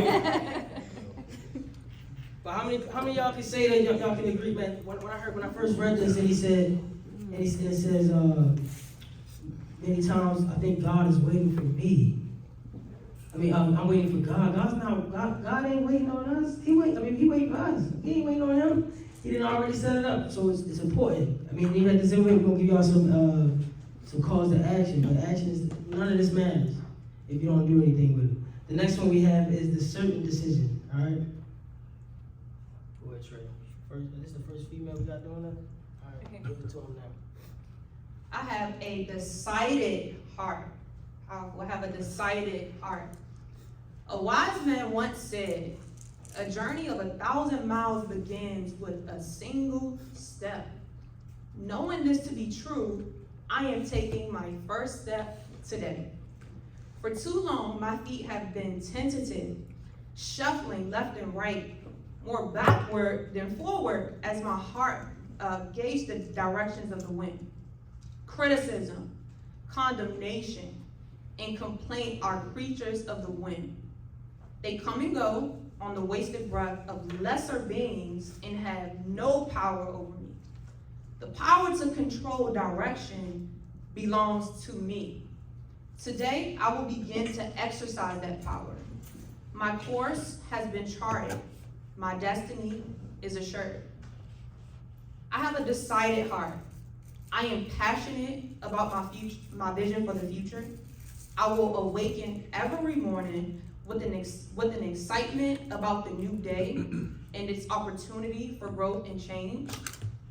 My thoughts and actions will work in a forward motion, never slide into the dark forest or doubt of the muddy quicksand of self-pity. I will freely give my vision for the future to others, and as they see the belief in my eyes, they will follow me. I will lay my head on my pillow at night, happily exhausted, knowing that I have done everything within my power to move the mountains in my path. As I sleep, the same dream that dominates my waking hours will be with me in the dark. Yes, I have a dream. It is a great dream, and I will never, ever apologize for it. Neither will I ever let it go, for if I did, my life would be finished. My hopes, my passions, my vision for the future is my very existence. A person without a dream never had a dream come true. I have a decided heart. I will not wait. I know that the purpose of analysis is to come to a conclusion. I have tested the angles, I have measured the probabilities, and now I have made a decision with my heart. I am not timid. I will move now and not look back. What I put off into tomorrow, I will put off into the next day as well. I do not procrastinate. All of my problems become smaller when I confront them. If I touch a thistle with caution, it will prick me. But if I grasp it boldly, its spines crumble into dust. I will not wait. I am passionate about my vision for the future. My course has been charted. My destiny is assured. I have a decided heart.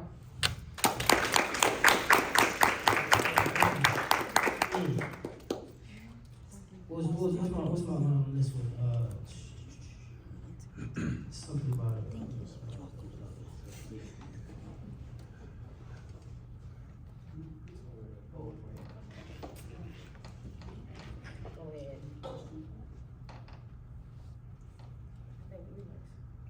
It's good. Yeah. A person without a dream never had a dream come true. It's good. Man.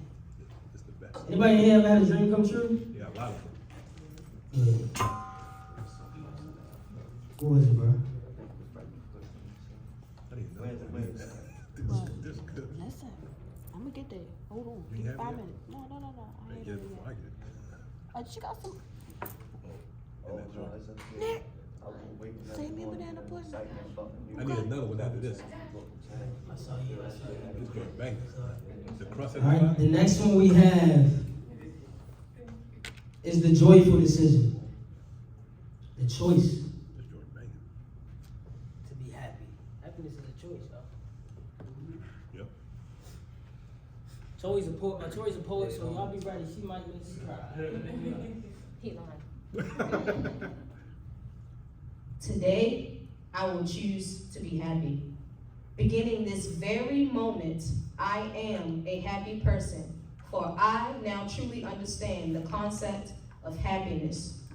Few others before me have been able to grasp the truth of the physical law that enables one to live happily every day. I know now that happiness is not an emotional phantom floating in and out of my life. Happiness is a choice. Happiness is the end result of certain thoughts and activities which actually bring about a chemical reaction in the body. This reaction results in a euphoria, which, while elusive to some, is totally under my control. Today, I will choose to be happy. I will greet each day with laughter.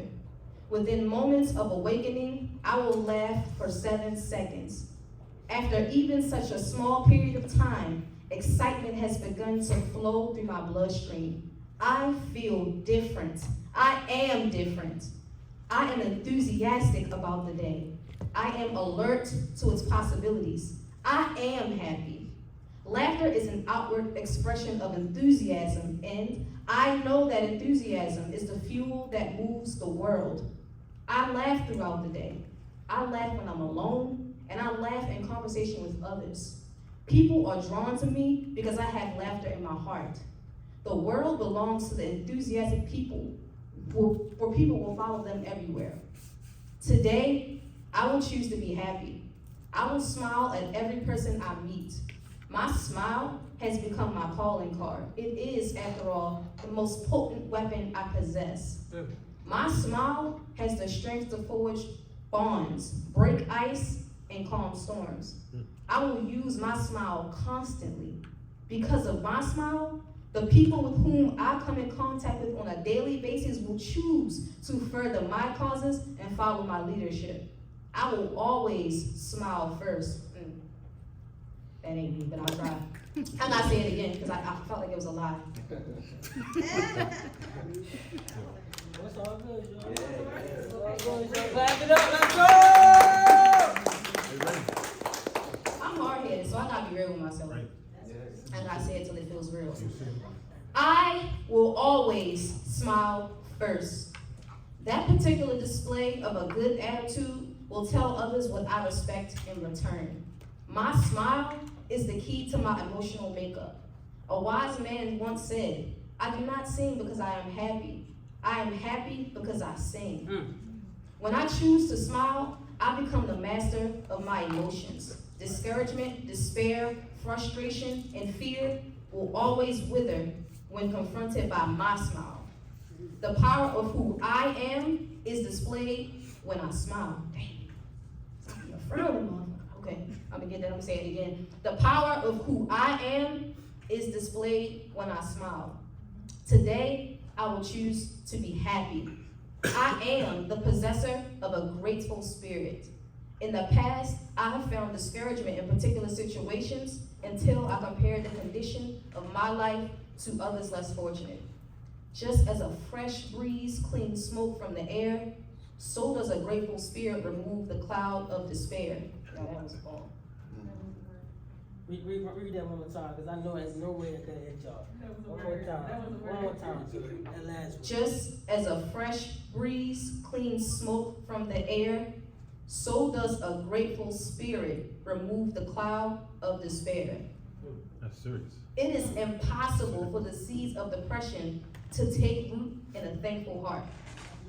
My God has bestowed upon me gifts, many gifts, and for these I will remember to be grateful. Too many times I have offered up the prayers of a beggar, always asking for more and forgetting my thanks. I do not wish to be seen as a greedy child, unappreciative and disrespectful. I am grateful for sight and sound and breath. If ever in my life, there is a pouring out of blessings beyond that, then I will be grateful for the miracle of abundance. I will greet each day with laughter. I will smile at every person I meet. I am the possessor of a grateful spirit. Today, I will choose to be happy. Happiness is a choice. I thought it was cool how you got this one and you were speaking on gratitude earlier. Happiness, it said it's impossible.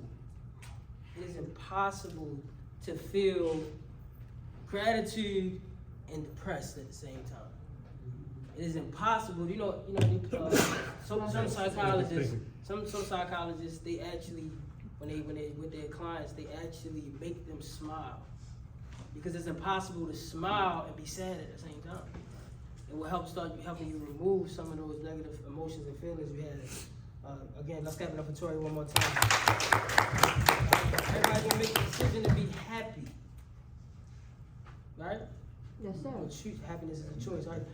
This one right here, and I know we got some liars. We already revealed that it's a bunch of liars in this room. So this one's gonna be big, because how many of us can agree that we got somebody that we need to forgive? Oh yeah, definitely. And maybe you don't. It might be yourself. But this one is the compassionate decision.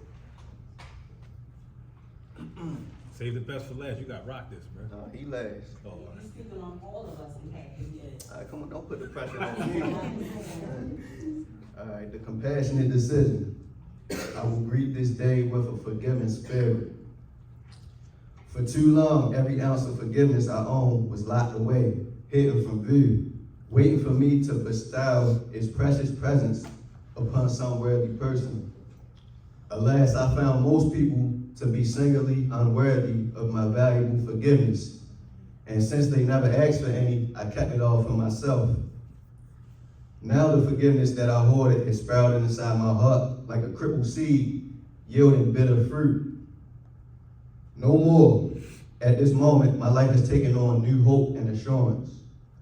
Of all the world's population, I am one of the few possessors of the secret to dissipating anger and resentment. I now understand that forgiveness only has value when it is given away. By the simple act of granting forgiveness, I release the demons of the past about which I can do nothing, and create in myself a new heart, a new beginning. I will greet this day with a forgiving spirit. I will forgive even those who do not ask for forgiveness. Many are the times when I have seethed in anger at a word or deed thrown into my life by an unthinking or uncaring person. Valuable hours have been wasted imagining revenge or confrontation. Now I see the truth revealed about this psychological rot inside my shoe. The rage I nurture is often one-sided, for my offender seldom gives thought to his offense. I will now and forevermore silently offer my forgiveness, even to those who do not see that they need it. By the act of forgiving, I am no longer consumed by unproductive thoughts. My bitterness is given up. I am contented in my soul and effective again with my fellow man. I will greet this day with a forgiving spirit. I will forgive those who criticize me unjustly. Knowing that slavery in any form is wrong, I also know that the person who lives a life according to the opinion of others is a slave. I'm not a slave. I have chosen my own counsel. I know the difference between right and wrong. I know what is best for the future of my family, and neither misguided opinion nor unjust criticism will alter my course. Those who are critical of my goals and dreams simply don't understand the high purpose to which I have been called. Therefore, their scorn does not affect my attitude or action. I forgive their lack of vision and forge ahead. I now know that criticism is part of the price paid for leaping past mediocrity. I will greet this day with a forgiving spirit. I will forgive myself. For many years, my greatest enemy has been myself. Every mistake, every miscalculation, every stumble I made has been replayed over and over in my mind. Every broken promise, every day wasted, every goal not reached has compounded the disgust I feel for the lack of achievement in my life. My dismay has developed a paralyzing grip. When I disappoint myself, I respond with inaction and become more disappointed. I realized it went off. Yeah, got it. That's how powerful you are. Okay. Knock it out. I'll take that. All right. We on. Testing. This one ain't working new. No, it's not that. You're just too powerful. Too powerful. I literally just turned it on. I tried again. Testing. Testing.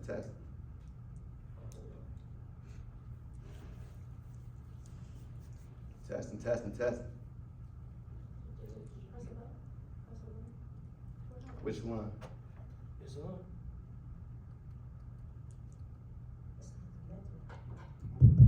There you go.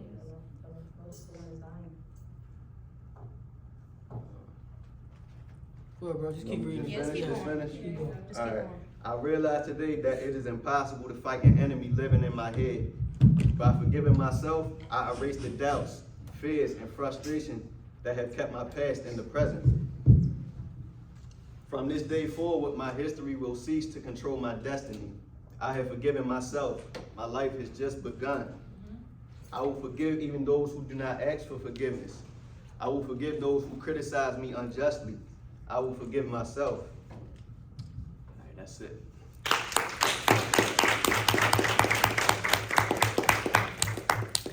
Give it up for Teron again, y'all. One time.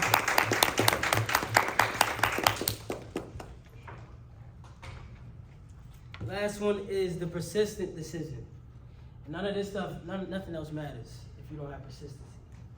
All right. It says, I will persist without exception. Knowing that I have already made changes in my life that will last forever, today I insert the final piece of the puzzle. I possess the greatest power ever bestowed upon mankind, the power of choice. Today I choose to persist without exception. No longer will I live in a dimension of distraction, my focus blown hither and yon like a leaf on a blustery day. I know the outcome I desire. I hold fast to my dreams. I stay the course. I do not quit. I will persist without exception. I will continue despite my exhaustion. I acknowledge the fact that most people quit when exhaustion sets in. I am not most people. I am stronger than most people. Average people accept exhaustion as a matter of course, but I do not. Average people compare themselves with other people. That is why they are average. I compare myself to my potential. I'm not average. I see exhaustion as a precursor to victory. How long must a child try to walk before he actually does so? Do I not have more strength than a child? More understanding? More desire? How long must I work to succeed before I actually do so? A child will never ask the question, for the answer does not matter. By persisting without exception, my outcome, my success is assured. I will persist without exception. I focus on results. To achieve the results I desire, it is not even necessary that I enjoy the process. It is only important that I continue the process with my eyes on the outcome. An athlete does not enjoy the pain of training. An athlete enjoys the results of having trained. A young falcon is pushed from the nest, afraid and tumbling from the cliff. The pain of learning to fly cannot be an enjoyable experience, but the anguish of learning to fly is quickly forgotten as the falcon soars to the heavens. A sailor who fearfully watches the stormy seas lash his vessel will always steer an unproductive course. But a wise and experienced captain keeps his eye firmly fixed upon the lighthouse. He knows that by guiding his ship directly to a specific point, the time spent in discomfort is lessened. And by keeping his eye on the light, there never exists 1 second of discouragement. My light, my harbor, my future is within sight. I will persist without exception. I am a person of great faith. And Jeremiah, my creator, declares, "For I know the plans I have for you, plans to prosper you and not to harm you, plans to give you hope and a future." From this day forward, I will claim a faith in the certainty of my future. Too much of my life has been spent doubting my beliefs and believing my doubts. But no more. I have faith in my future. I do not look left or right. I look forward. I can only persist. For me, faith will always be a sounder guide than reason, because reason can only go but so far. Faith has no limits. I will expect miracles in my life because faith produces them every day. I will believe in the future that I do not see. That is faith. And the reward of this faith is to see the future that I believed. I will continue despite exhaustion. I focus on results. I am a person of great faith. I will persist without exception. Let's clap it up if you're going to be a person.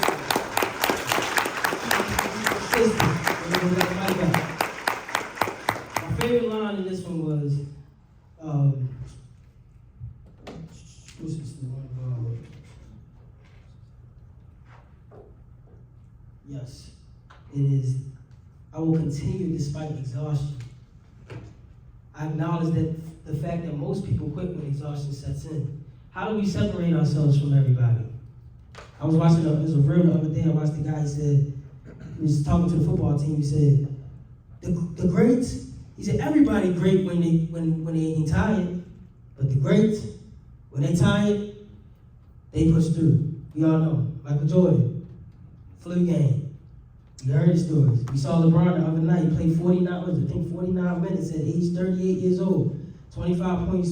When they tired, they still push through. All right, so anybody get any value out of those affirmations just now? Yes. Glad to hear that, man. Glad to hear it. I need all that. Yeah, but I'm gonna make sure everybody has those. What can I get those? I'm gonna make sure everybody has those. Where did you get them? Where did I get them? This book? No, not this book. He said, where did you get them? I got them from an event I went to. Almost 10 years ago. Yep. Met the author of the book. He wrote a book. It's called The Traveler's Gift. His name's Andy Andrews, by the way. All right, y'all. So now we're gonna get into success real quick. I want to do this real quick exercise. We're gonna do it really fast. Real quick. Let's. Can I get a writer? Somebody want to write on the whiteboard? You can't do everything to her. Email guys. I know. He got it. All right, real quick. We're gonna write down. We gotta do this quick so we can fit everything in. Real quick, I need the ingredients to success. I'm gonna give you the laws of success, but I just want to know what y'all think. What are the ingredients to success? Let's write them on the board. Just shoot them out. Mindset. Vision. Consistency. Good companionship. All right, yeah, she said she got a Baltimore County education, and she got one hand. The right way, y'all going to slow it down. We got mindset, grind. Good companionship. Accountability. Service. Consistency. Persistency. Any other ones? I said vision. Vision. Absolutely. More there. Oh, why? That's the one I was looking for. Your why? Vision. I got a story about that later. That's what I was telling you. That's big. Any more? Anybody want to throw some more there? Come on, throw them all at the wall real quick. Conviction. Imagination. Failure. Humility. Hard work. What was that? He said hard work. Hard work. That's right. Mentorship. Patience. Fear. Yeah. Discipline. I'll give it up for Iman. She's a Mill for Mill alumni. You know what I'm saying? You know how to spell. You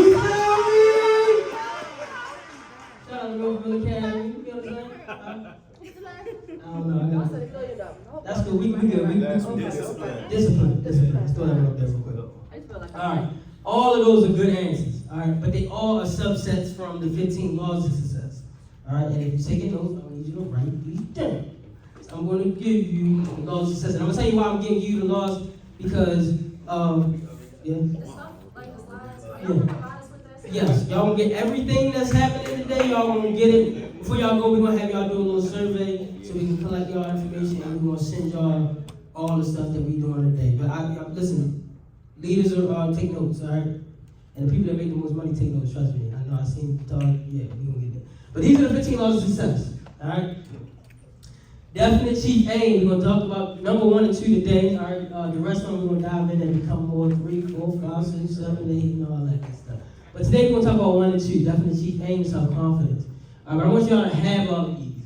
All right, because without all of these, you can't be successful. All right, I'm not going to go too deep into this, but matter of fact, I'm going to just use the little metaphor AC analogy. Right? If I'm baking a cake, well, I don't bake cake, but you the person that asks. Nick, if I'm missing the eggs, is my cake going to come out right? No, it ain't going to happen. What if I'm missing the flour? Not gonna work. What about the vanilla extract? What about, can I make banana pudding without the banana? The physical banana, yes, but I need some banana flavor. Alright, so what I'm getting at, in case you didn't realize it, is that you need all the ingredients. Alright? This ain't one of them things where I say, well, I want to be successful, but I don't need to be save money. And I don't have to have imagination, enthusiasm, none of that other good stuff. I just need one of these things and it's going to happen. That ain't the case, all right? These laws have been studied by Napoleon Hill, who was a student of success. He actually worked for some of the wealthiest men of his time, and he interviewed all of them and collected this information based on things that he saw that were in common amongst all of them. All right, so today, my main focus is to lead you guys to all leave out of here with your definite chief aim, okay? And you're gonna ask me, what are we at, bro? I ain't gonna lie. Yeah, you know me. Thank you. I appreciate it. Bro, you gotta skip around because I think I sent you the wrong one. Well, just do it next. That's fine. Let's stay right there. Yeah. But go back to that last slide. You better. Right. So my sister said vision.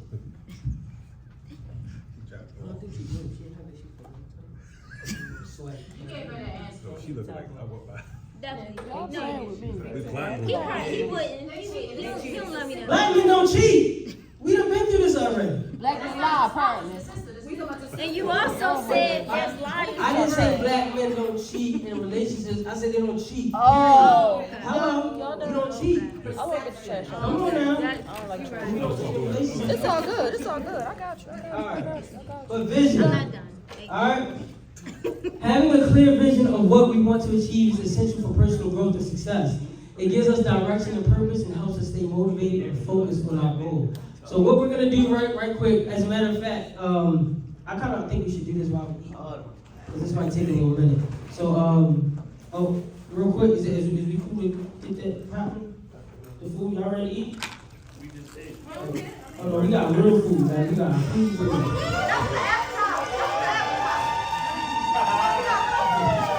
We got real food. Alright. It was prepared by Chef Neville.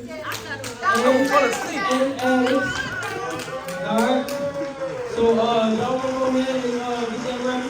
You good? So we can eat. But we're gonna have a little project after this little lesson. Alright. So next slide, bro. So a definite chief aim is clearly defined. A definite chief aim is a clearly defined and specific goal that one sets for oneself. It is a personal destination that provides a clear sense of direction, purpose, and motivation.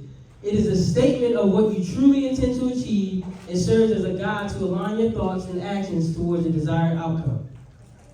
All right, I'm going to share with you guys my definite chief aim on the next slide.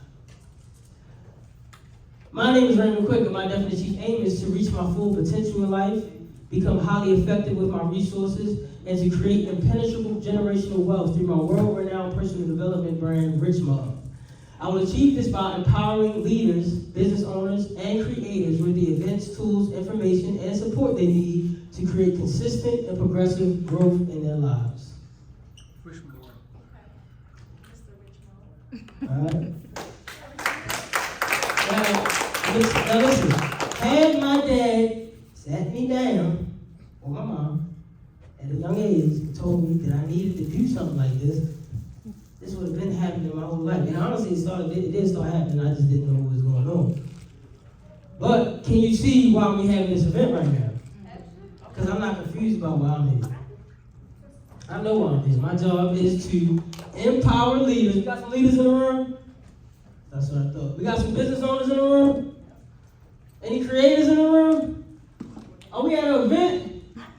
We provide tools, information, and support y'all need to grow consistently. So this is why Become More is here, because this is a way for me to fulfill my definite aim. So you can't be in my circle, in my mastermind without one. All my friends got this, or they pushing to have this, and not just in their head, but we gotta put it in this is the second dimension, right? When you write it down? Or was it the first? No, it's first and the second dimension when you write it down. All right, so once you write it down, and we're gonna write it down too, and I'm gonna give y'all a hack on how to do it fast. All right, you know what I'm talking about, right? So, but you need to have this, and you need to read it every day. And I'm gonna share y'all a quick video. I'm gonna have my brother pull it up real quick. It's the YouTube video. All right. Now, before we go into it, I gotta share a little. Before you open up, before you play it. Now, I'm gonna tell y'all a quick story. This is probably one of my heroes. I love Steve Harvey. Who loves Steve Harvey? That's my dog. That's Unc, right? Steve's Unc. And I remember me and my sister and my kids, we used to watch Apollo every week, man. We couldn't wait for that joint to come on.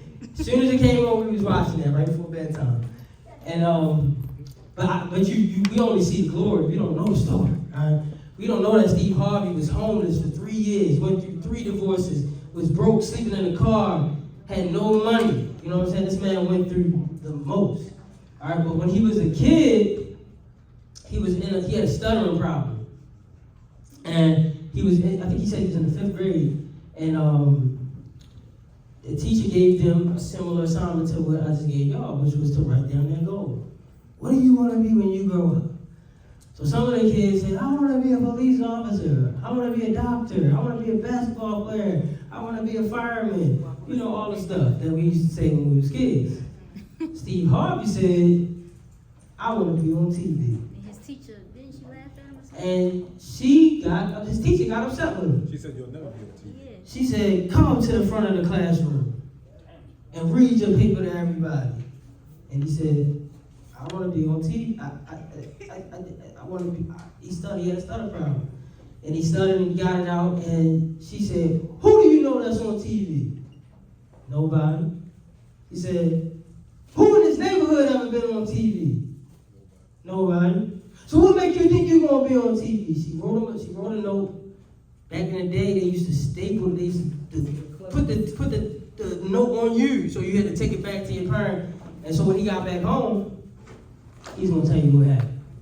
You go ahead and play that. I remember this story. Came home, she said, Slick, which was my daddy's nickname. Your boy been up at the school being a smart aleck. Now I already know I'm gonna get a whipping for this. She said, tell him what you wrote on your paper. And I said, I wanna be on TV. And my father said, well, what's wrong with that? And she said, well, he being a smart aleck and putting something like that that's unbelievable on the paper. So my father said, Bill, how come the boy can't put on the paper he wanna be on TV? So they were starting to get into an argument, so I got sent to my room, which I knew what that meant. That means go in your room, get ready. We're gonna get this whooping, right? So I go in my room, and after having a discussion, my father came in the room. He said, all right, this is what I want you to do. What does she want you to put on your paper? I said, I don't know, Daddy, like a basketball player, what all the rest of the kids wrote. He said, well, put that on the paper. Take that to school tomorrow and give it to her. Take your paper and put it in your drawer. Every morning when you get up, read your paper. And every night before you go to bed, read your paper. That's your paper. What he told me was a principle of success, that if you write it down, vision it.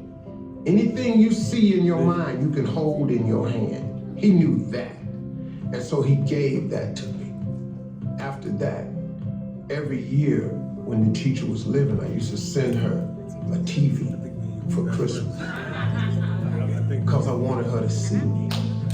She saw me one year and she said, boy, you send me all these TV from wherever you are, and you don't understand, I got too many TV. I have to get these TVs away sometime.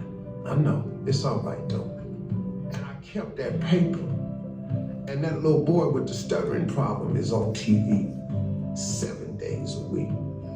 That's you. It's real, man.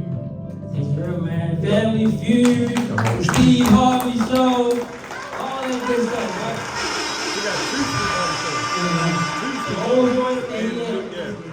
So, what I'm sharing with you guys today is a principle. I have this written down. And I've modified it twice over the past week because I just wanted to put a little bit more powerful words in it. So when I read it, but when I read it, I see myself hosting really big events. I've spoken in front of a crowd of over 30,000 people one time, and I was so nervous. I mean, that was probably the biggest nervous I've ever felt in my life compared to some other things I went through. But at that moment, I knew that it was something about speaking or creating environments like this that I would be doing all my life. And this is probably the best feeling, giving back to people, giving people tools and resources, even just the affirmation. That alone makes y'all just a little bit better or helps contribute to your life in some way. It's a win for me. So, real quick, next slide is. So, that's you? Yeah, that's me. I jumped off the porch, y'all. I ain't looked back since. This is what personal development can do for you. You start setting goals, you start looking at yourself differently. This is the room that Iman talked about. Okay? Crazy. Alright? And then something happened one day. I met a man named Cody Mackey. I know Cody Mackey. Cody Mackey changed my whole life. He's a white guy. I had a picture of all that. I sent you the wrong joint, but it's all good. But Cody Mackey was the first person that I met, and I said, dang, young too. I want to be like this white boy. He was slick, clothes fit him good, pretty wife. Wife was, as you say, wife was bad, kids was happy. He had every call. He gave me good ass in that fortune time too. But I had never ran into a black man that I wanted to be like. Let's be honest. I came across street niggas that had money. I've been around people, but they didn't have peace. They had to sleep 1 hour, but they didn't trust the people they was around. They was always on edge. So I didn't want that, even though it come with money. I wanted to be like Cody. He was smiling. I never seen a guy smiling that was really happy. You can't hurt a man that got residual income and a bad wife and all that good stuff. Yeah, that's Cody right there. So, but I'm telling you that I want to tell you how I know that it's my job to create environments for other people. Because in the beginning, I was born. Real quick, I think I sent this to you. Some says it at the beginning. There should be a link. I'm gonna read this to y'all real quick. I had my mom do this, and I want all y'all to do this to you. I think this will help you. I had my mom write me a letter. No, it should be sent. Yeah, I had her type this up for me. She sent it to me in email. I just had to copy and paste it. Right? But I asked her, I said, tell me about everything that happened before I was born and all that stuff, because I need some clarity. So I'm reading quick. She said, I remember saying to myself, this child is going to be strong and have a mind of its own. That, of course, was a compliment then and still now. My pregnancy with Raymond was much different than it was with his older sister, Trelana. With my first pregnancy, there was very little more than sickness. However, with my pregnancy with Raymond, there was always more than sickness. Anytime I would eat anything he did not agree with, he would give me a fit. He knew even in the womb what he liked and what he didn't like. I think about the man he has become and I laugh. Children show us exactly who they are early if we are being attentive. So after I learned that my son did not like cinnamon buns and Coke, first thing in the morning, not Coke like Coke, but Coca-Cola. First in the morning, I had to immediately change my diet to a more healthy one. I honestly had to smile as I remember those days. The question of fatherhood. Let's back up a minute. Trelana's father, Curtis, came to visit me for a couple days prior to him leaving We knew that he and I were not going to be together immediately after I met Barry, and he and I became inseparable. A couple months in there, since was a baby bump for me. Barry and I knew that at the time that I was pregnant, since I had already told Barry about Curtis, and he knew there was a possibility that Raymond was not his, however, because he was not sure, he still accompanied me to the doctor's visits.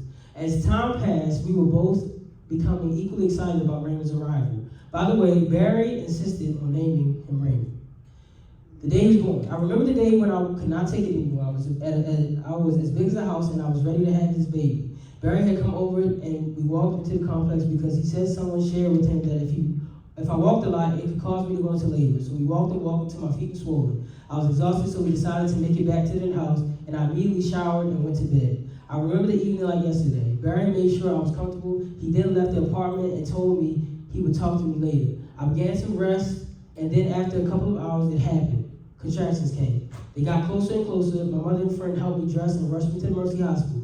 We reached the hospital and waited until my doctor advised us that he would have to do a cesarean because the umbilical cord was wrapped around Raymond's neck. Barry had not made it to the hospital that night, so it was my mother and I excitedly welcoming my firstborn son to the world. When the doctor placed him in my arms, he asked me what his name would be, and immediately I gave him the name that Barry had wanted. I said his name is Raymond Quick. All right, so some of you probably asking, why did you just say that? All right, so obviously, in the beginning, so I just want you guys to listen. So I'm gonna bring this out around full circle. So in the beginning, as you can see, there was a question of fatherhood, who my father was, all right? And so I did not find out who my dad was until the same month. I did not find out that my dad wasn't my dad until the same week that I found out I was becoming a dad. So it was that became, I tried to explain this to my mom one day that they didn't tell me because they were trying to protect me from for whatever reason. To be honest with me and my biological father, I wasn't missing out on knowing him anything anyway. But what I was trying to explain to her was that at a time when I needed to be certain about who I was and where I was in my life, I was the most confused. So now I go from, I don't trust nobody. Who are y'all? Y'all niggas lie. I don't know who my dad, who my grandma, who my mom. I don't trust anybody. And then I don't know who I am. Because now I'm confused. Like, who is Raymond? Who is this guy? Right? So what ended up happening was I had my daughter shortly after and I joined the military. And that was my first, that was the first time I got into an environment that was controlled and forced me to start working on myself. I started developing good habits, started developing discipline, and I really got to create some level of responsibility in my life, right? And then shortly after that, I met Cody and I got into business. And Cody Mackey and a couple other leaders got me into self-education, learning more about self. As a matter of fact, education actually comes from the root word educate, which means from within. It's learning from within. So long story short, I say all this to say that you will not make it anywhere until you find out who you are. You have to learn yourself. You have to figure out who you are. And I spent probably the last decade trying to just figure that out so that I can start building on that foundation. And this is going to be key into your definite aim, your vision for yourself, is knowing who you are. See, this kid don't know who he is. He's a follower. He's a follower. This kid doesn't know who he is. He has no idea that his life has purpose and that his life is to inspire other people to be better than they can than he found them. This man has an idea. And what had to change was what caused me to change from this person was just getting around people that knew who they were, getting around people who had a vision for their life, getting around people that knew their life wasn't just about them. And so I would be extremely happy if we could leave here today with everybody in this room knowing exactly what that definite chief aim is. And we're gonna give you guys. We're going to go into that, but before we do that, I want to show you, if you can go to slide 11. Yeah, that's it. No, 11, my bad. Yeah. Oh, they don't got numbers on that one? There it is. All right. So before before we actually go into writing your definite chief aim, we're going to do some self-analysis real quick. Take out your pens and paper. All right? And I want you to rate yourself 1 through 10. Because self-analysis is the way to grow. You find out where you're weak. You find out where your weaknesses are. You find out, what is it? It's weaknesses and,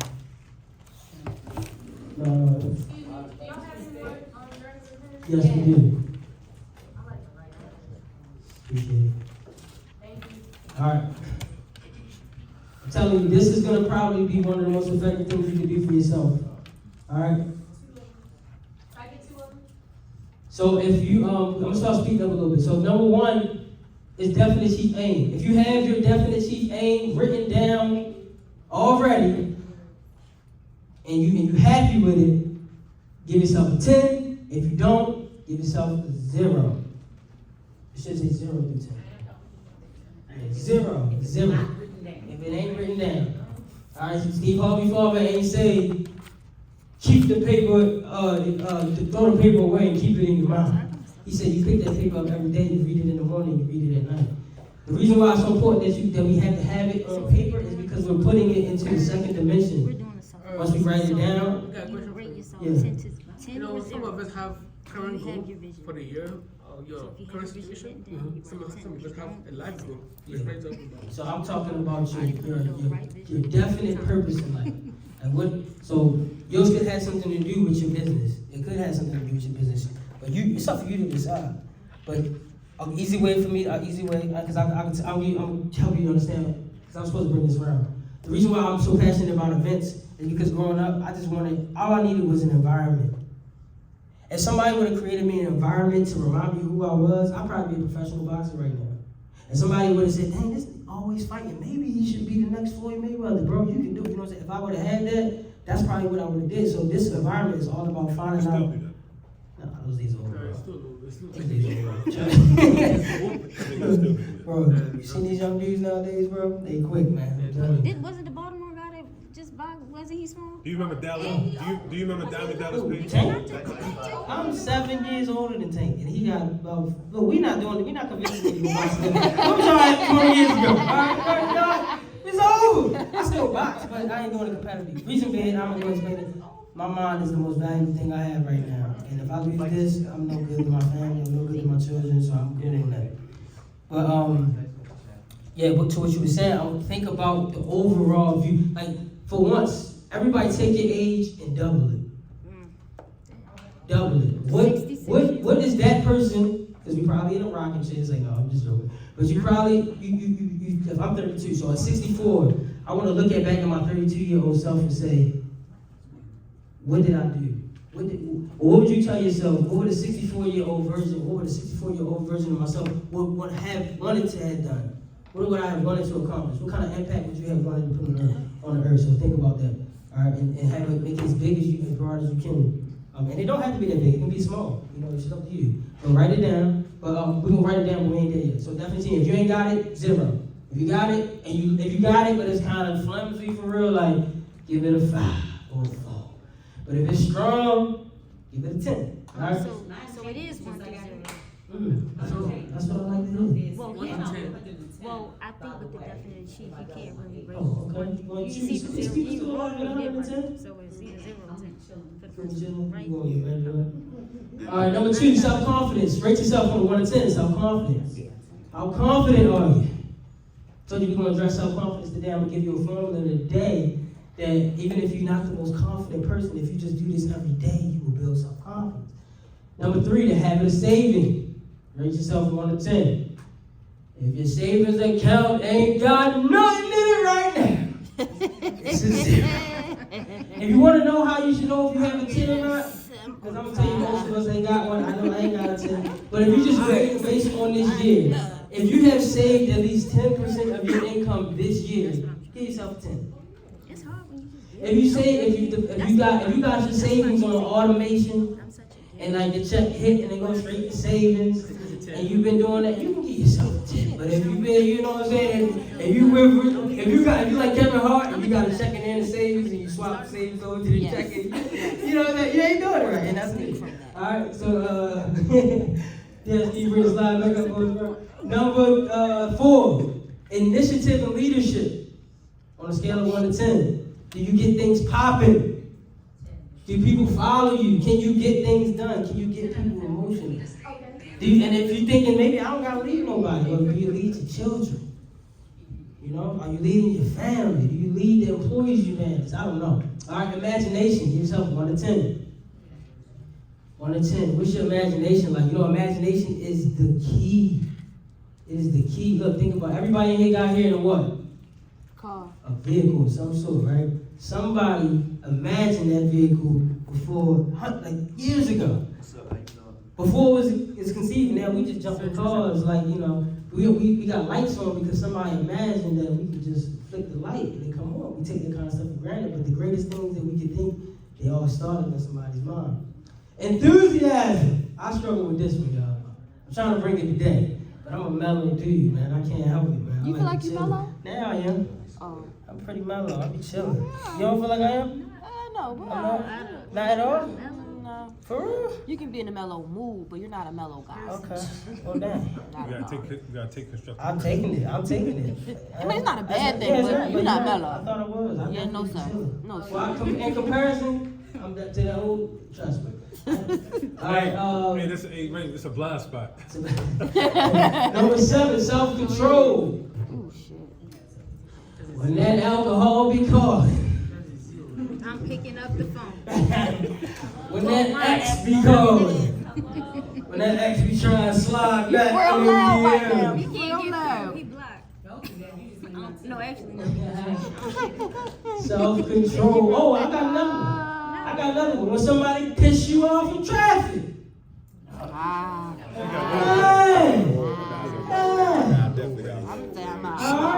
Number 8. You look like you got both. Number 8. The habit of doing more than paid for. We talked about servant leadership. Nowadays, people just want to. Everybody's transactional and billing. I refuse. I will never sow and reap from the same place. I don't even need my blessings back from the people that I've given to you. I'll leave that to the universe. But develop the habit of doing more than paid for, going above and beyond. All right? Give yourself 1 to 10. If you feel like you know what I'm saying, I always got a habit of doing more than paid for. All right? If you don't, give yourself a 1. Number 9, a pleasing personality. Now, real quick, I need you to look at your neighbor if you know him. If you know your neighbor, and I need you to look at this. Don't be saying you got a pleasing personality, because I'm going to ask you. All right, pleasing personality, meaning that you can get along with folk. All right, you can't get along with folk, you ain't got a pleasing personality. All right. Accurate thinking. This is a big one. It's a big one. Accurate thinking. Elaborate on that. What you mean? Like ADD or something? I would. So, no. I get why you would say that. That was the next one for me to concentrate. Yeah, like my thoughts be all over the place. So be specific. So accurate thinking. All right. This is basically the discipline to think the right thoughts. All right, and I'm gonna give you an example. So many times we're prisoners of our own thoughts. All right. Have you ever text somebody, right? And they don't text you back right away. So they with, oh, you cheating on me, or you with who, what you doing, or this, that, and for, but the whole time they just had a rough day, or maybe they broke their phone, or maybe they was busy, Maybe they just didn't want to. But inaccurate thinking makes us assume that the first thoughts that come to our mind are right and true. And please, women, don't attack me, but y'all know y'all be doing this sometimes. When y'all get a hunch, can't nobody tell y'all nothing. I know what I know. Well, most of the time. And I said what I said. So 10 if you are an accurate thinker, 10. If you gotta work on it, you know what I'm saying, and you gotta you gotta bring it down something to it, just give us 1 to 10. All right. Number 11, concentration. 1 through 10. Your ability to concentrate. I'm gonna ask y'all something. How many anybody wants something physical, something that you want? We all do, right? Why don't you have it? What's the biggest reason probably why you don't have it? Money. what's the biggest reason? All that stuff is just substance, it's concentration. Well, it depends on what it is, because right now for me it's patience. I just have to wait And that until a comes from season. procrastination comes from that. And then, So, the only reason why we don't have what we want is because we haven't focused on it long enough. If you give up on that's when your concentration falls off. But if you want something and you want it bad enough, you'll focus on it long enough till you get it. Not saying, oh, I've been focused on this for 5 years. Y'all heard the story of the Chinese bamboo tree, right? That's a tree that they grow in Africa that when they plant the seed in the ground, they have to come water it every day for 5 straight years. And not even a piece of grass comes out that spot for 5 years. Now during that 5 years, you know, all the haters and stuff is on the side saying, you still going out there to water the grass, that thing ain't coming. And man, that's 5 years, that's a long time, so 1,500 days. You know, how could you not get tired? Could you maybe forget to grab the water that day? But the crazy thing about the Chinese bamboo tree is that after the 5th year, it grows 90 feet tall in 6 weeks. So people say, does it grow 90 feet tall in 6 weeks, or does it grow 90 feet tall in 5 years and 6 weeks? Because that whole time when we don't see, and that's just like our life. I don't know everything everybody here going through, or what you're going through, or what you're working on right now. But it's a process that you're in right now that's building you and preparing you to grow 90 feet tall. All right? Cooperation, 12. Man, Lord knows all people got to work on this. All of us. We got to learn how to work together. We need to, you know, like the Jews. I was sitting, me, Gigi, and Desmond went to Hook and Real one day, and we met this white boy there. And, man, he was spitting some game with me the other day, man, just telling me how white folk and Jews, how they work together. They know everybody that own everything, and when they want to get something done, they just rely on each other.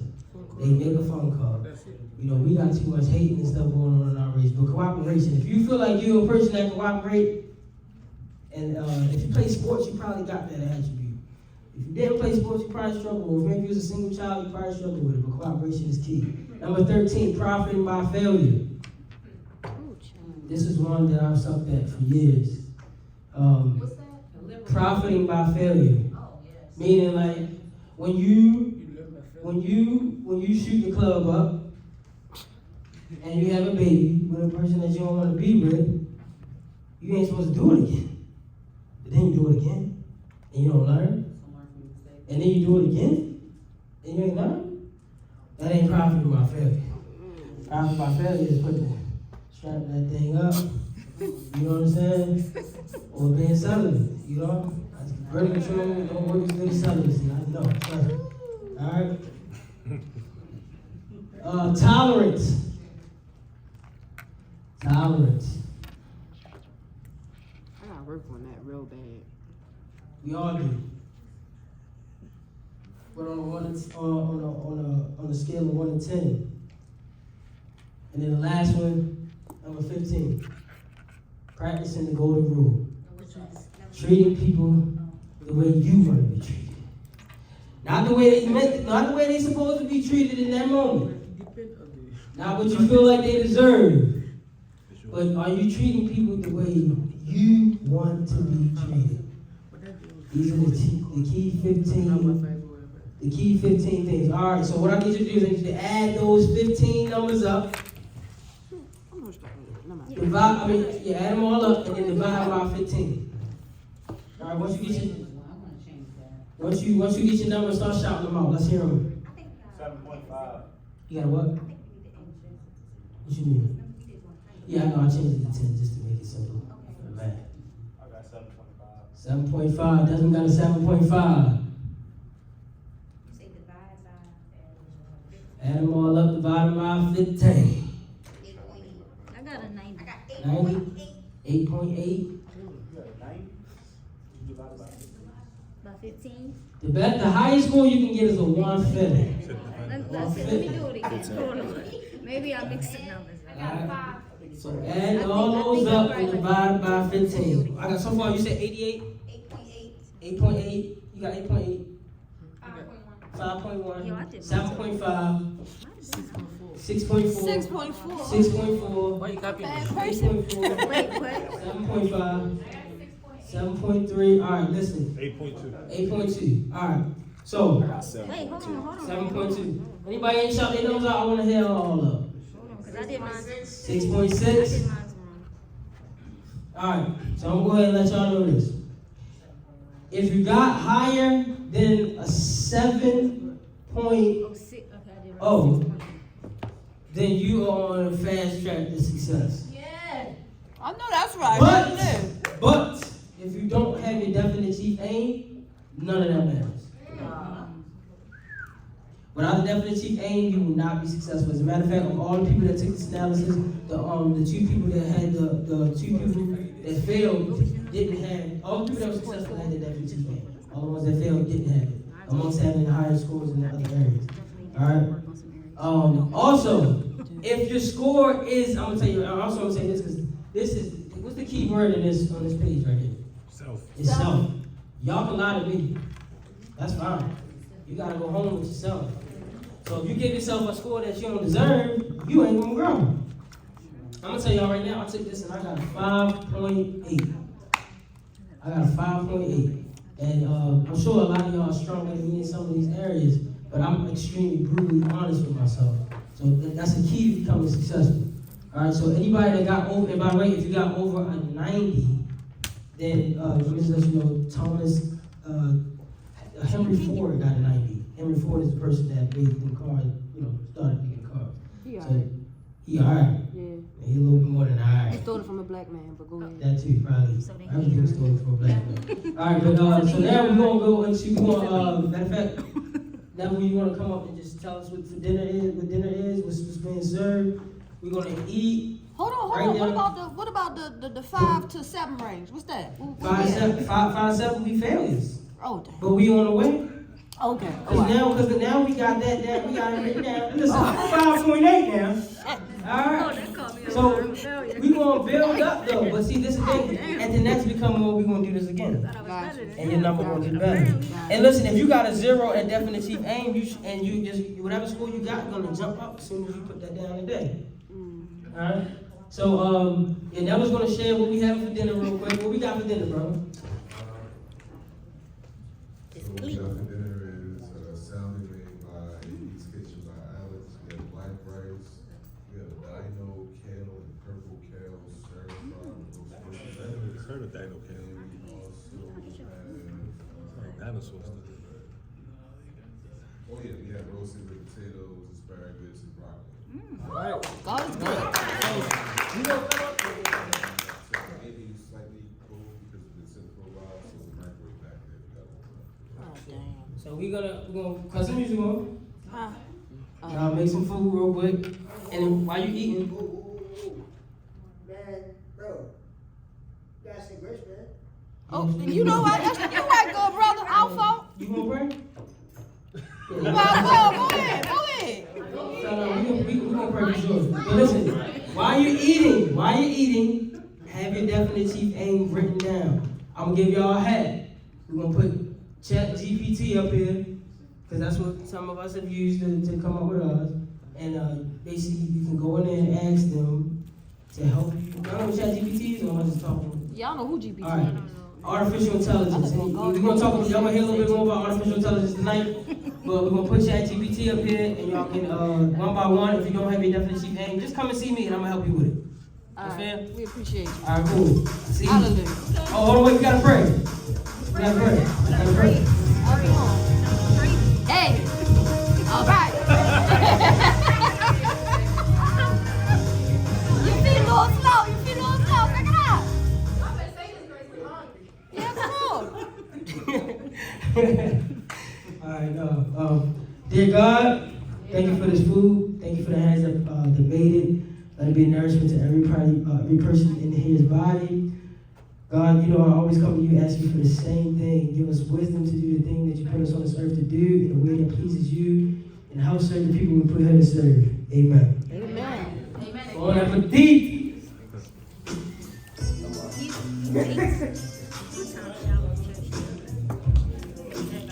That's trash. I'll take the trash now. You don't play too much. Thank you.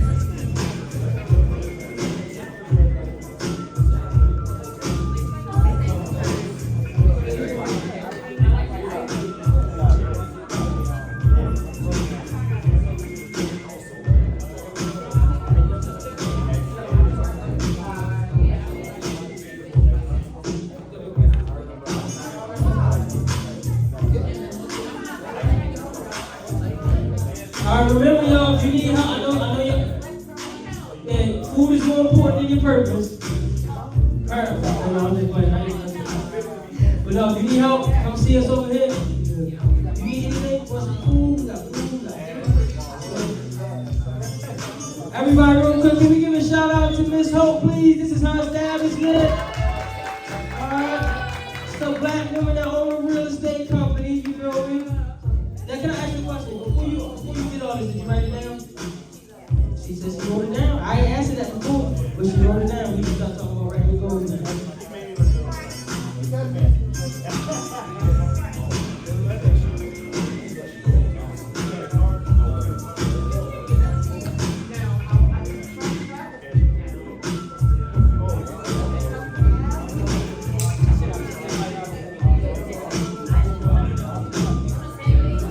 I'm done. All I see is everybody right there. That's it.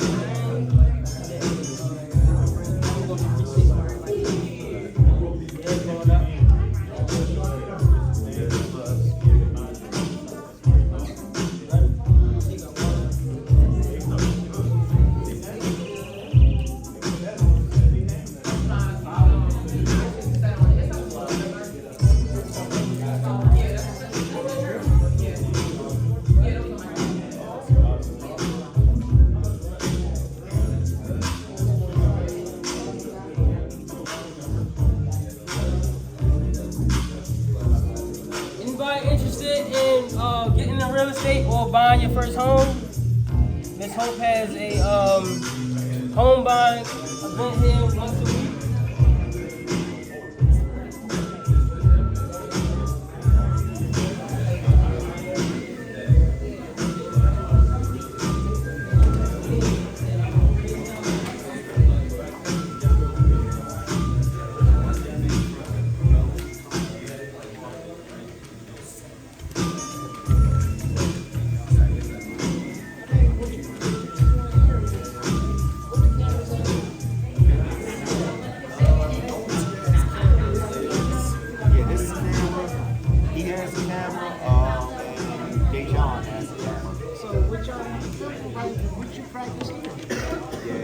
The frame is good. That's your frame. Yes. You got to figure out the blocking so that the speaker needs to be right here, right here. Yeah. So as long as